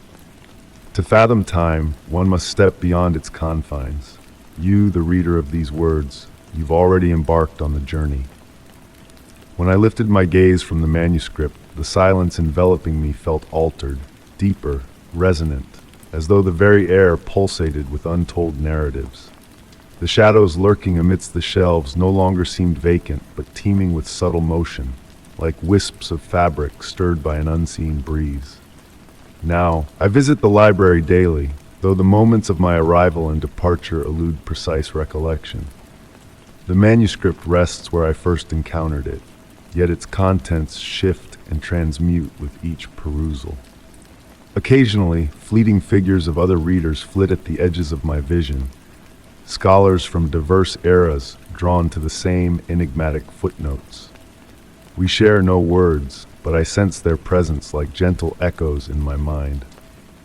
The true essence of the manuscript remains enigmatic, but I've come to realize that some mysteries are meant to be experienced rather than resolved. In those hushed interludes amidst the shelves, amidst the whispered echoes of ancient pages, I've unearthed a distinct form of wisdom, one nestled in the interstices between what we believe we know and what remains veiled. I persist in my reading, and the footnotes persist in guiding me through their labyrinth of significance.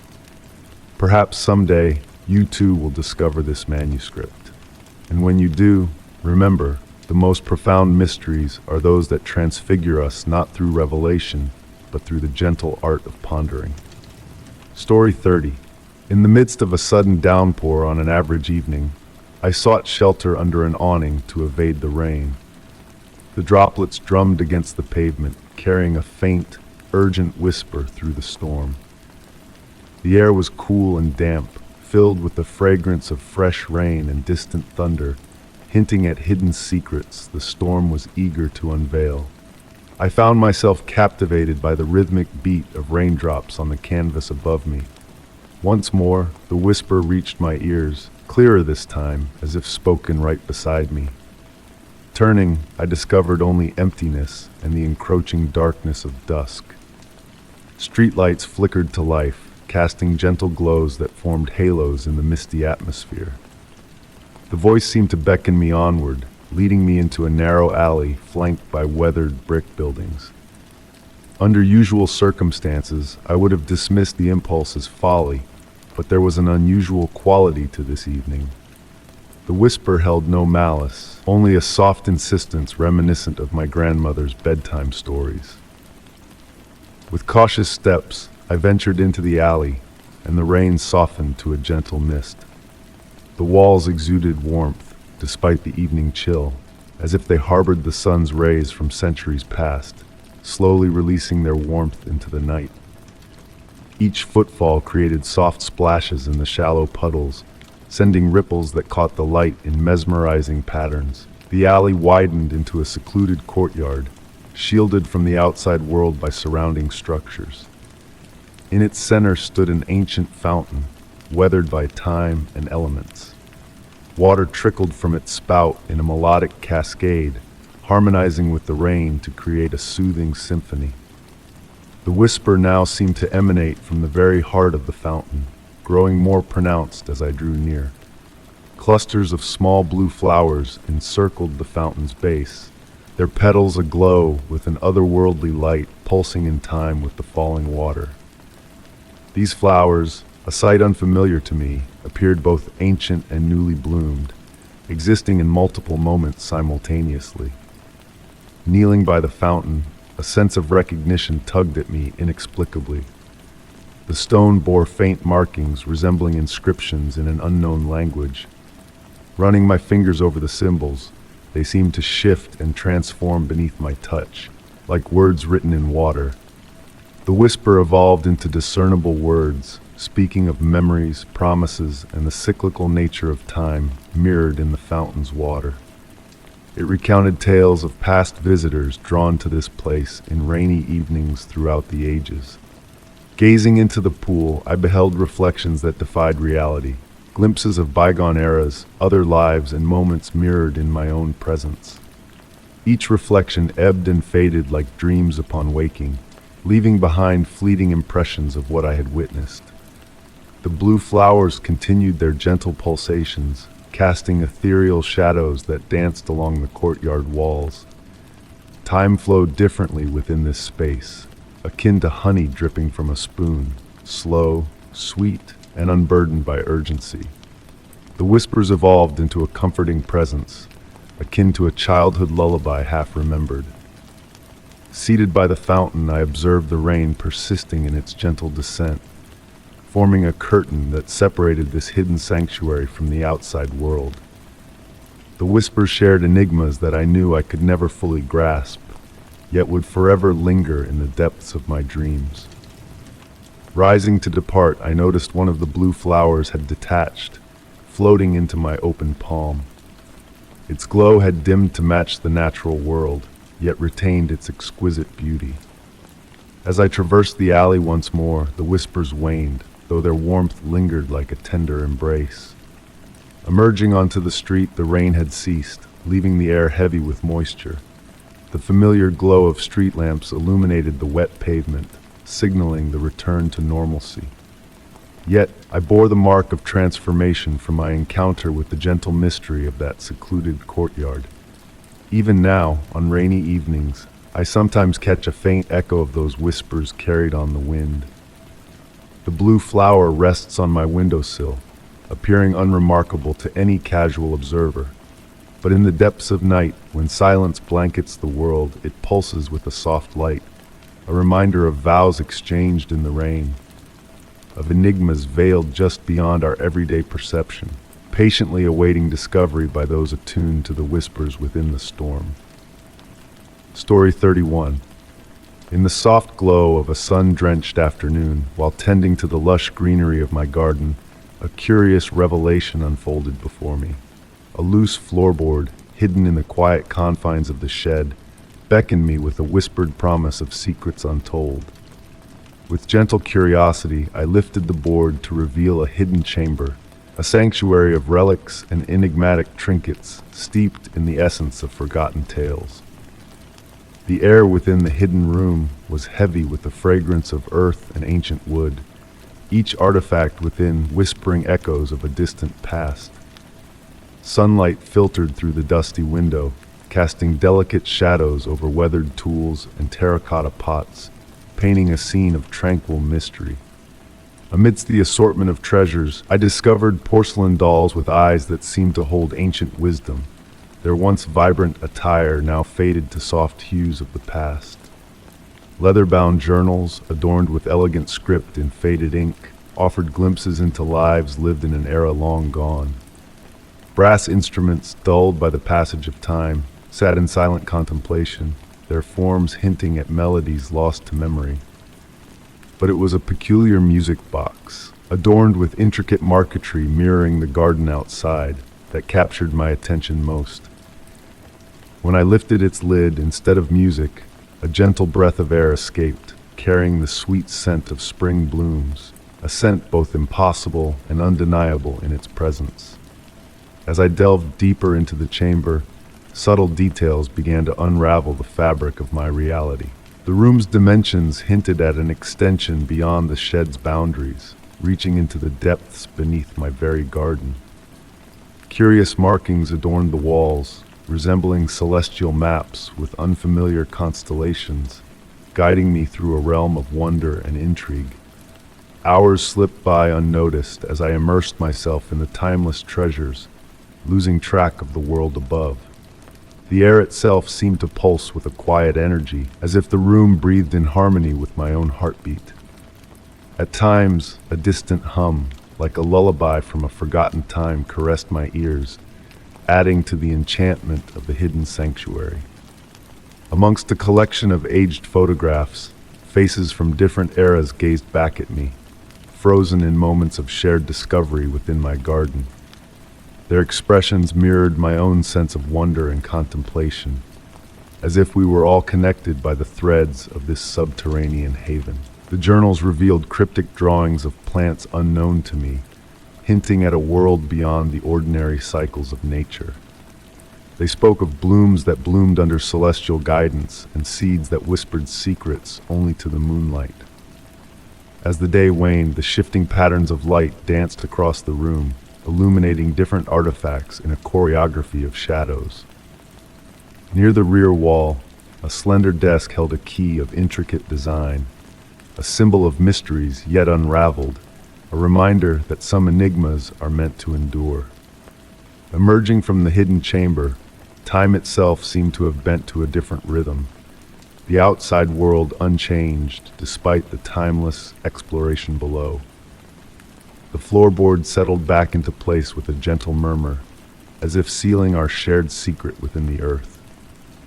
In the quiet of the evening, as the sun dipped below the horizon, I pondered the revelations of the hidden room. The flowers swayed in silent acknowledgement, and the breeze carried whispers of newfound understanding. The mystery below had woven itself into the fabric of my existence, a subtle undercurrent shaping my days. The garden bloomed with renewed vigor, occasionally offering up artifacts from the hidden chamber as if in a dance of memory and time. The room remained my private sanctuary, a place where time flowed like honey and questions lingered without urgency.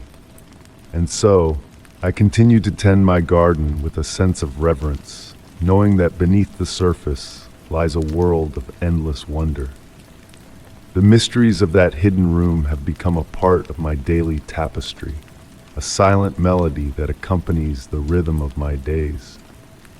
The secrets buried beneath the garden shed are mine to cherish, a reminder that the world holds depths of enchantment waiting to be unveiled by those willing to peer beyond the veil of the ordinary.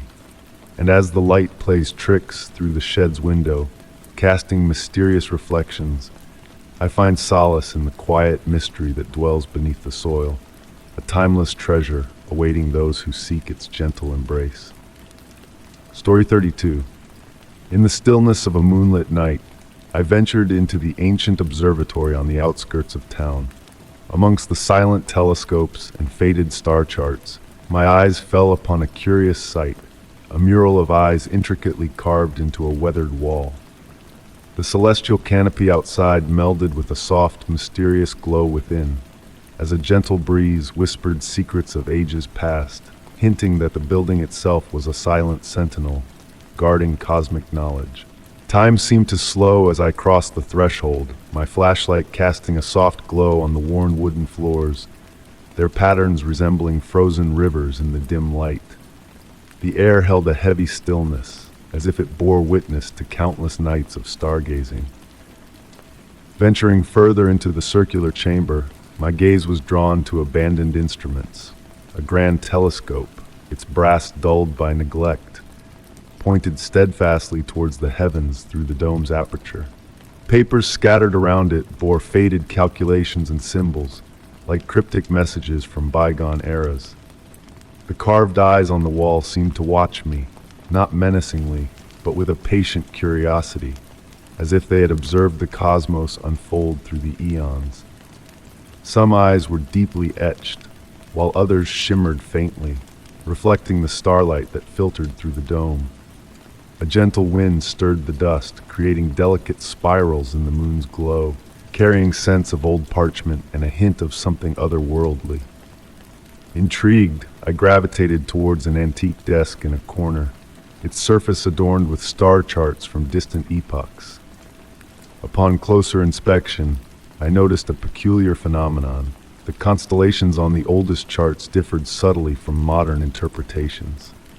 The stars seemed to have shifted, not in astronomical patterns, but as if the very sky had rearranged itself over time. Opening the desk drawers revealed journals filled with meticulous observations of watching eyes in the void and breathing stellar patterns. The writing spoke of a profound connection between observer and observed, hinting at a deeper cosmic harmony. A warmth radiated from the walls, the stone surface pulsing beneath my touch, resonating with a timeless energy. Minutes stretched into hours as I delved deeper, the dome above shifting subtly as if alive. In a journal entry from decades past, an astronomer described a celestial anomaly, an object that observed Earth as much as it was observed.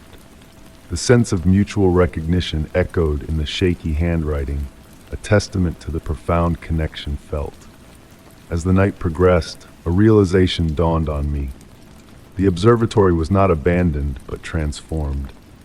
The eyes on the walls marked a metamorphosis, turning the building into a conduit between earthly observers and cosmic entities.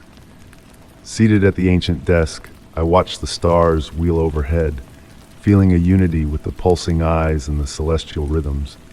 The boundary between observer and observed blurred, merging into a symphony of shared observation. With the approach of dawn, I knew it was time to depart, yet the night had left an indelible mark on my soul. The observatory had imparted its wisdom. We are not alone in our gaze upon the cosmos. The cosmos observes us in return, through eyes both carved and celestial. Casting a final glance back at the observatory in the growing light, I sensed its silent vigil towards the vanishing stars. Though I return sporadically, I never linger as I did on that first night.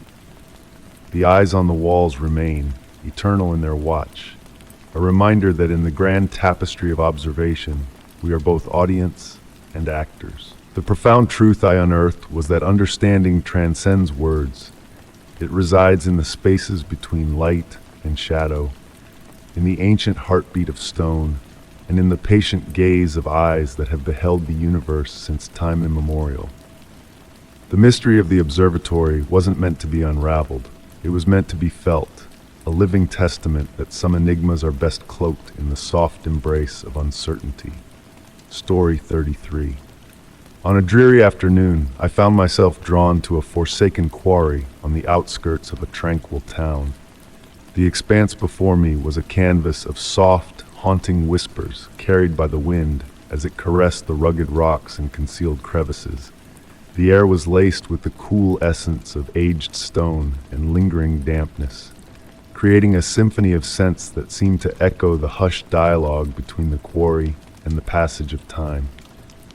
Each step I took deeper into the quarry reverberated gently against the worn stone pathways, stirring up wisps of pale dust that pirouetted in the ethereal light filtering through the overcast sky.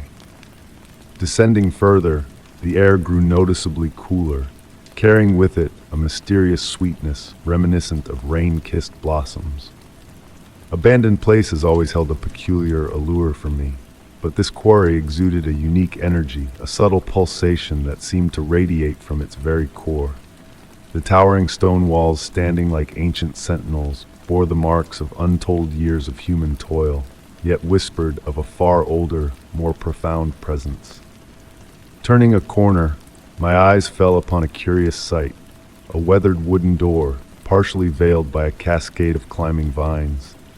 Its surface, weathered to a soft gray, appeared strangely well preserved despite its age. What captivated me most was not the door itself, but the vines swaying around it, not in response to the wind, but in a slow, rhythmic motion akin to breathing. Approaching cautiously, I let my fingertips graze the cool stone beside the door. The mingling scents in the air intensified, blending the sweetness with an earthy aroma reminiscent of freshly turned soil. Standing there, a subtle shift in the quarry's ambience became evident. The natural echo seemed to transform, taking on a melodic quality as though the very stone hummed a tune just beyond the threshold of hearing. The door bore no handle, only a smooth, worn surface where one might expect it. Intricate patterns carved into the wood mesmerized me, spirals and curves that seemed to dance and shift with each change in perspective. Time lost its grip within that space. The once cloudy sky above dimmed imperceptibly, leaving me unsure if minutes or hours had slipped by. The quarry's murmurs grew more distinct, though their meaning remained elusive, akin to muffled conversations overheard through walls. Mesmerized, I found myself seated on a smooth boulder near the door, entranced by the gentle undulations of the vines and the steady thrum of an unseen energy. The rock beneath me radiated warmth, as if retaining an ancient memory of the sun's embrace. As twilight descended, faint points of light emerged from the quarry wall's recesses. Though too dim to illuminate, they moved purposefully, tracing patterns that mirrored the door's carvings, a silent dance between light and shadow. The sweet scent deepened, enveloping me in a weightless sensation, as if the very air had thickened to cradle my form. The quarry's murmurs evolved into a harmonious symphony of stone and wind, punctuated by sounds akin to footsteps or heartbeats, or perhaps both. Upon rising to depart, a subtle change caught my eye. The door, while unchanged in appearance, seemed to have shifted slightly, revealing a faint line of warm light along its edge. The vines continued their rhythmic motion, now extending towards me with delicate tendrils that glowed softly in the encroaching darkness. That day, I refrained from touching the door, but my return visits to the quarry have been frequent. I often linger for hours, observing the interplay of light and shadow, listening to the secrets whispered by the stone. The door remains an enigma, neither granting passage nor bearing it, constantly morphing in subtle ways that elude my grasp. The question of what lies beyond lingers, yet I've come to accept that some mysteries are best left unsolved. The quarry holds its secrets close, divulging them through whispers and subtle hints, in the gentle swaying of vines and the muted glow of hidden lights. Perhaps the true enchantment lies not in unlocking the door's mysteries, but in contemplation of its existence. In my dreams, I find myself revisiting that spot, feeling the warmth of the stone beneath me and the chill of the air against my skin. The quarry's murmurs accompany me into slumber, a soothing lullaby woven of stone and time, reminding me of the existence of realms that dwell between what is known and what is imagined, between sight and sensation. The door stands sentinel, nestled amidst breathing vines, neither beckoning nor repelling entry. And the quarry continues its age-old dialogue with time, speaking through whispers and lights, shadows and scents, imparting tales to those who approach with an open heart and a tranquil mind. Story 34. Amidst a tranquil stroll along the edge of a dense forest, a faint, almost imperceptible howl stirred the air, sending ripples through the towering trees. The fragrance of pine and moist earth lingered, while my gaze delved into the shadows, drawn by the mysterious allure of that eerie sound echoing from the depths of the woods. Sunlight filtered through the leafy canopy above, casting a mesmerizing dance of shadows upon the forest floor as I ventured further into the heart of nature.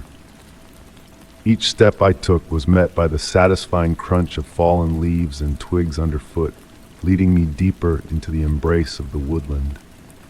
The atmosphere thickened, saturated with the scents of moss and decay, yet somehow refreshing in its primal essence.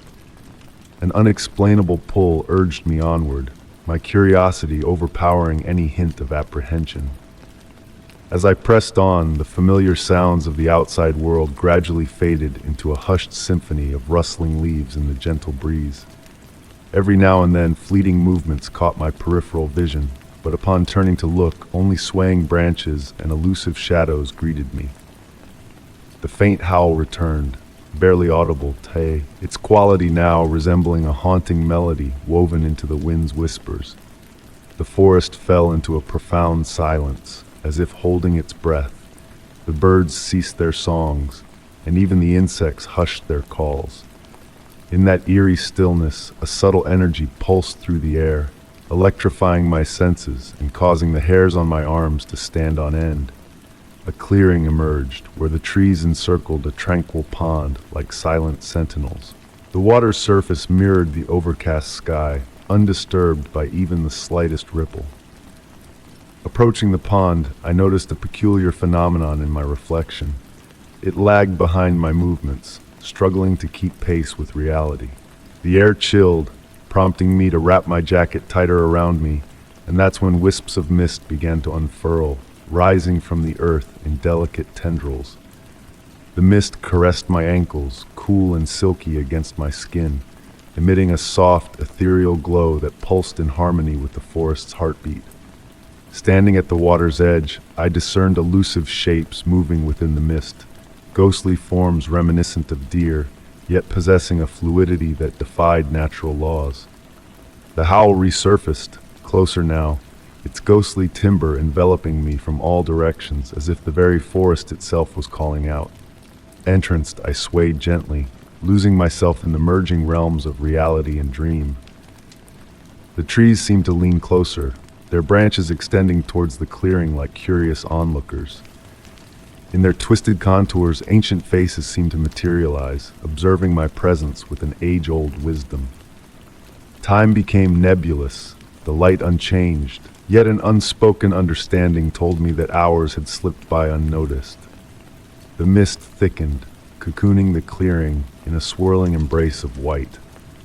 The howl echoed once more, revealing itself not as a mere cry, but as an ancient melody resonating with the earth's hidden secrets, whispering of mysteries predating human existence in those woods.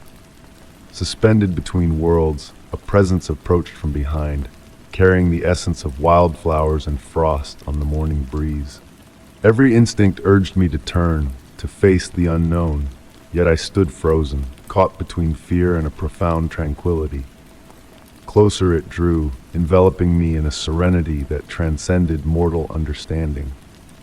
The forest sighed, its ancient voices murmuring in forgotten tongues, as I realized the rarity of the moment unfolding before me, a glimpse into a realm where the boundaries between known and unknown blurred into a tapestry of wonder.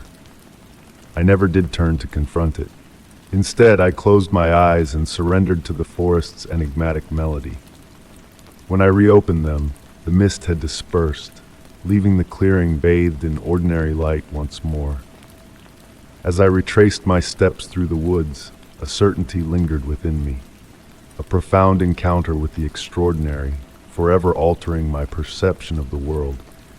Even now, on quiet nights when the wind weaves through the trees, That distant, haunting howl whispers in the breeze, a reminder of the enduring mysteries and wonders that await those willing to heed the forest's timeless song. Story 35. In the depths of a local thrift store, amidst forgotten relics of creativity, I chanced upon a weathered sketchbook that whispered of hidden wonders. Its pages, fragile and tinged with age, carried the scent of graphite and memories long past. Within its worn covers lay intricate blueprints of a structure unknown to me, a design that transcended mere artistry to touch upon realms of enigmatic purpose. Night after night, I found myself drawn to the dim glow of my study, where the gentle dance of shadows played upon the yellowed parchment. The soft patter of rain against my window wove a lullaby as my fingers traced the mysterious lines etched with precision. Each corridor curved in improbable loops, staircases defied spatial logic, and windows beckoned light from impossible angles. Yet all was meticulously detailed in a script akin to poetry. Amidst the drawings, cryptic marginal notes whispered of threshold spaces and liminal architecture, stirring contemplation in the depths of my mind. I endeavored to interpret these musings, sketching my own visions in the quiet hours before dawn, the scratch of pencil against paper a meditative hum.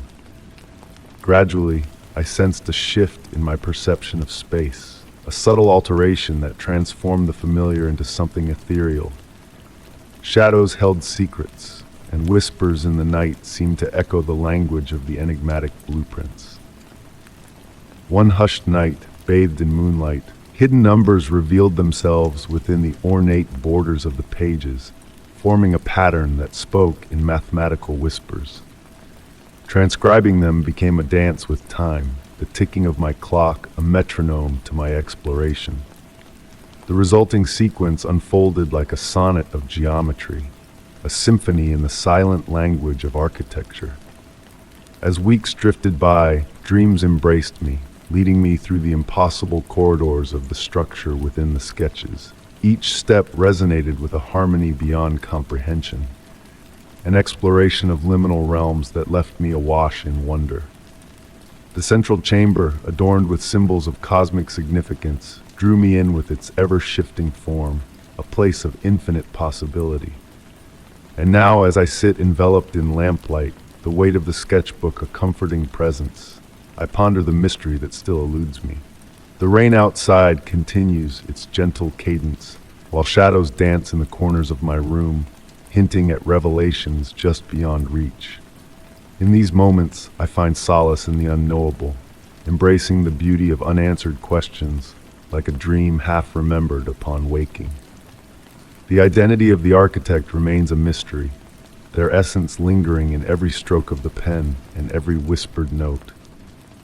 These blueprints are not just plans for a building, but a map to the hidden spaces between our world, a realm of quiet wonder glimpsed in moments of perfect stillness. Story 36. Amid a rare excursion to a dilapidated, deserted theater, I settled into a seat within the dimly lit auditorium. Silence draped the room like a velvet cloak, broken only by a faint, almost imperceptible laughter that seemed to dance through the aisles. The laughter intertwined with the musty aroma of velvet curtains and decaying props, as if the theater, forsaken now, retained echoes of nights filled with applause and happiness, now reduced to spectral whispers. My presence in this forgotten place was driven by a quest for inspiration in my writing, drawn by whispers of the building's peculiar aura. The weighty wooden doors groaned open at my touch, inviting me into a space suspended between bygone days and the present moment. Dust particles pirouetted in slender rays of light filtering through lofty windows, crafting ethereal patterns that swirled and undulated like phantasmal dancers on an unseen stage. The crimson velvet seats, though faded, exuded a certain gracefulness. Tracing my fingers over their weathered fabric, I sensed a tapestry of tales woven into their fibers, endless evenings of amusement, romance, and enchantment. A subtle sweetness lingered beneath the musty facade of the air, reminiscent of antique perfume and cosmetic powders, akin to the faint essence of performers long departed. Gradually adjusting to the dimness, I caught glimpses of subtle movements in my peripheral vision. The heavy stage curtains would stir occasionally, defying the absence of any breeze. The gentle rustle of fabric was accompanied by soft footfalls that seemed to traverse the stage, their pace mirroring the rhythm of a forgotten dance. Within the hush, more sounds emerged, the gentle creak of floorboards, as if unseen actors were taking their places, and the hushed rustle of pages turning, akin to an invisible prompter perusing their script. These sounds were not unsettling. Instead, they offered solace, like being enveloped in a quilt of reminiscences. Time seemed to waver within these walls. Minutes elongated into hours as I sat immobile, absorbing the theater's serene serenade. The afternoon light gradually shifted, casting elongated shadows over the vacant seats. These shadows seemed to morph into shapes, silhouettes of an attentive audience, their forms hinting at elegant evening attire and meticulously styled hair. The laughter I had earlier discerned returned, now accompanied by what sounded like muted applause. It felt distant yet intimate, akin to a faint playback at the lowest possible volume. I closed my eyes, surrendering to the sound washing over me. Upon reopening them, I could have sworn I glimpsed a flutter of a gown vanishing behind a pillar, the fabric catching the light fleetingly before dissipating. As evening crept nearer, the theater seemed to stir with life. The temperature would fluctuate unpredictably, patches of warmth followed by cool drafts, as if imperceptible figures were passing by. The stage lights, dormant for decades, emitted a faint phosphorescent gleam, barely discernible yet undeniably present. I felt drawn towards the stage. The wooden steps groaned beneath my weight as I ascended, each sound reverberating through the vacant expanse. Standing at center stage, facing rows of unoccupied seats, they seemed anything but empty. The atmosphere buzzed with anticipation, like an audience holding its breath before the opening act of a performance. From this vantage point, I noticed details previously overlooked. Small objects strewn about the wings, a tarnished hand mirror, a lone glove, an aged script with pages yellowing and curling, all arranged as if their owners had momentarily stepped away. The mirror's tarnished surface, at times, captured reflections that shouldn't have been there. Fleeting movements, bursts of color, vanishing before I could focus on them. When my voice finally broke the silence, it emerged as a mere whisper. "Is someone there?"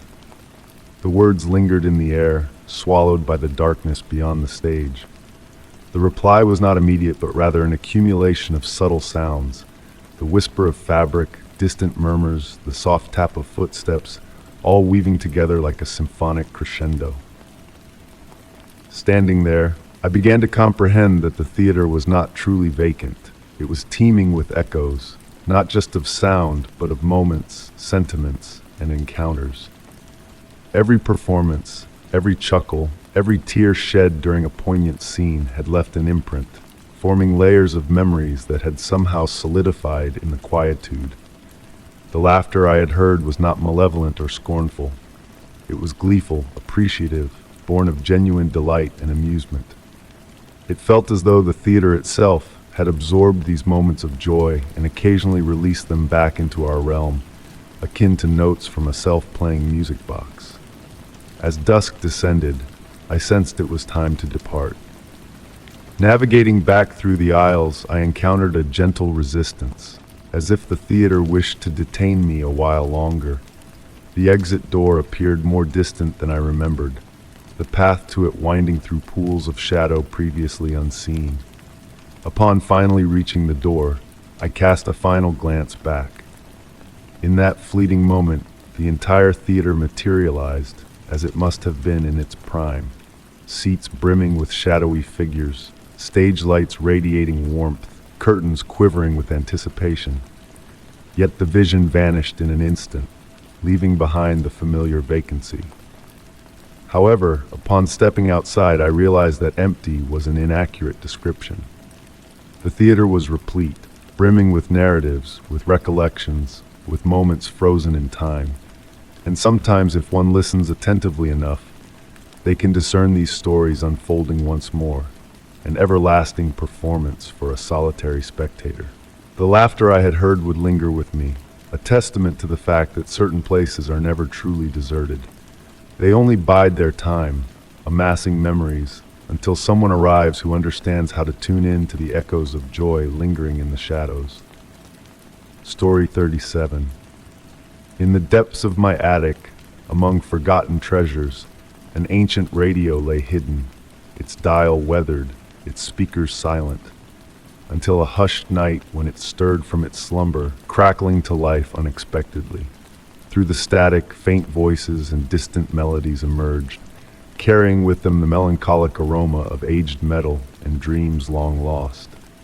Each note felt like a gentle murmur from a past yearning to resurface. Captivated by this unearthly radio, I found myself drawn to the attic more often, enchanted by its timeless charm. Dust motes pirouetted in the moonlight that filtered through the narrow window, casting a spell of tranquility. The creak of the wooden floorboards underfoot guided me to the corner where the radio perched, resting on an old oak table, its mahogany gleam dulled by years of devoted service. As twilight painted the sky in soft watercolors, I settled into the worn leather armchair beside the radio, a ritual as natural as breathing. I would twist the brass dial, watch the warm amber light of the vacuum tubes flicker to life, and wait. Sometimes, only the gentle hiss of static filled the air, reminiscent of a soothing rain shower. But on certain nights, when the air held an electric anticipation, magic unfolded. The music would begin, not abruptly, but with a gradual unveiling from the white noise, akin to a photograph developing in a dark room. The melodies were otherworldly, waltzes ethereally drifting, jazz melodies hinting at long-forgotten smoke-filled rooms, and voices singing in unfamiliar tongues that resonated with a sense of known nostalgia. One evening, as autumn whispered through the trees outside, a shift occurred in the radio's broadcast. Amidst the musical interludes, distinct words emerged, soft and clear. Remember the garden, remember the dance, remember the promise. The voice held neither gender nor age, yet its warmth tingled with familiarity, sending shivers down my spine. Compelled to unravel this enigma, I began documenting these enigmatic transmissions, noting the moon's phases, the weather, searching for patterns. The journal filled with descriptions of songs that seemed to respond to my thoughts, of voices whispering memories I had not lived, but felt deeply connected to. Winter descended, enveloping the attic in a frosty embrace, yet I remained oblivious, cocooned in the symphony of the radio. At times I would drift into slumber in the armchair, only to awaken hours later to the radio's soft lullabies still serenading the night, intertwining with my dreams. In those twilight moments between sleep and wakefulness, spectral figures seemed to materialize behind the voices, their forms fluid like smoke in the dimness. The peak of wonder arrived on a snowy night, the world draped in silence. The radio spoke directly to me, sharing details of my childhood long buried, the hue of my first bicycle, my pet's name, my grandmother's hummed tune. Instead of fear, a profound calm settled within me, as if the radio was gently nudging me to rediscover my essence. Months passed, subtly altering my reality. Colors danced more vibrantly, memories painted more vividly, and dreams carried deeper meanings. The radio's influence transcended its broadcasts, stirring dormant aspects of my being awake. I found myself humming tunes unknown yet intimately familiar, as if they were the heartbeat of my soul. Occasionally, the radio fell into prolonged silence, prompting me to ponder the layers of existence surrounding us, the unseen frequencies playing in harmony just beyond our grasp. The radio ceased to be a mere contraption. It became a portal, offering glimpses into dimensions mirroring our own. I refrained from dissecting its inner workings, sensing that its enchantment resided in the ethereal space between reality and imagination. As I pen this chronicle, The radio's nocturnal serenades persist, weaving an enigmatic tapestry. The mysteries within remain unsolved, yet I've learned that certain questions hold more value than answers. In the soft static between songs, in the whispered words that may be messages or memories, I've uncovered a truth that speaks to the heart, transcending the realm of the mind. The gentle glow of the vacuum tubes now guides me to slumber, while the muted crackle of the speaker lulls me into dreams. Before succumbing to sleep, I ponder if elsewhere, another soul listens to their mysterious radio, entwining their echoes with mine, connected by invisible waves of sound and memory, dancing through the eternal night.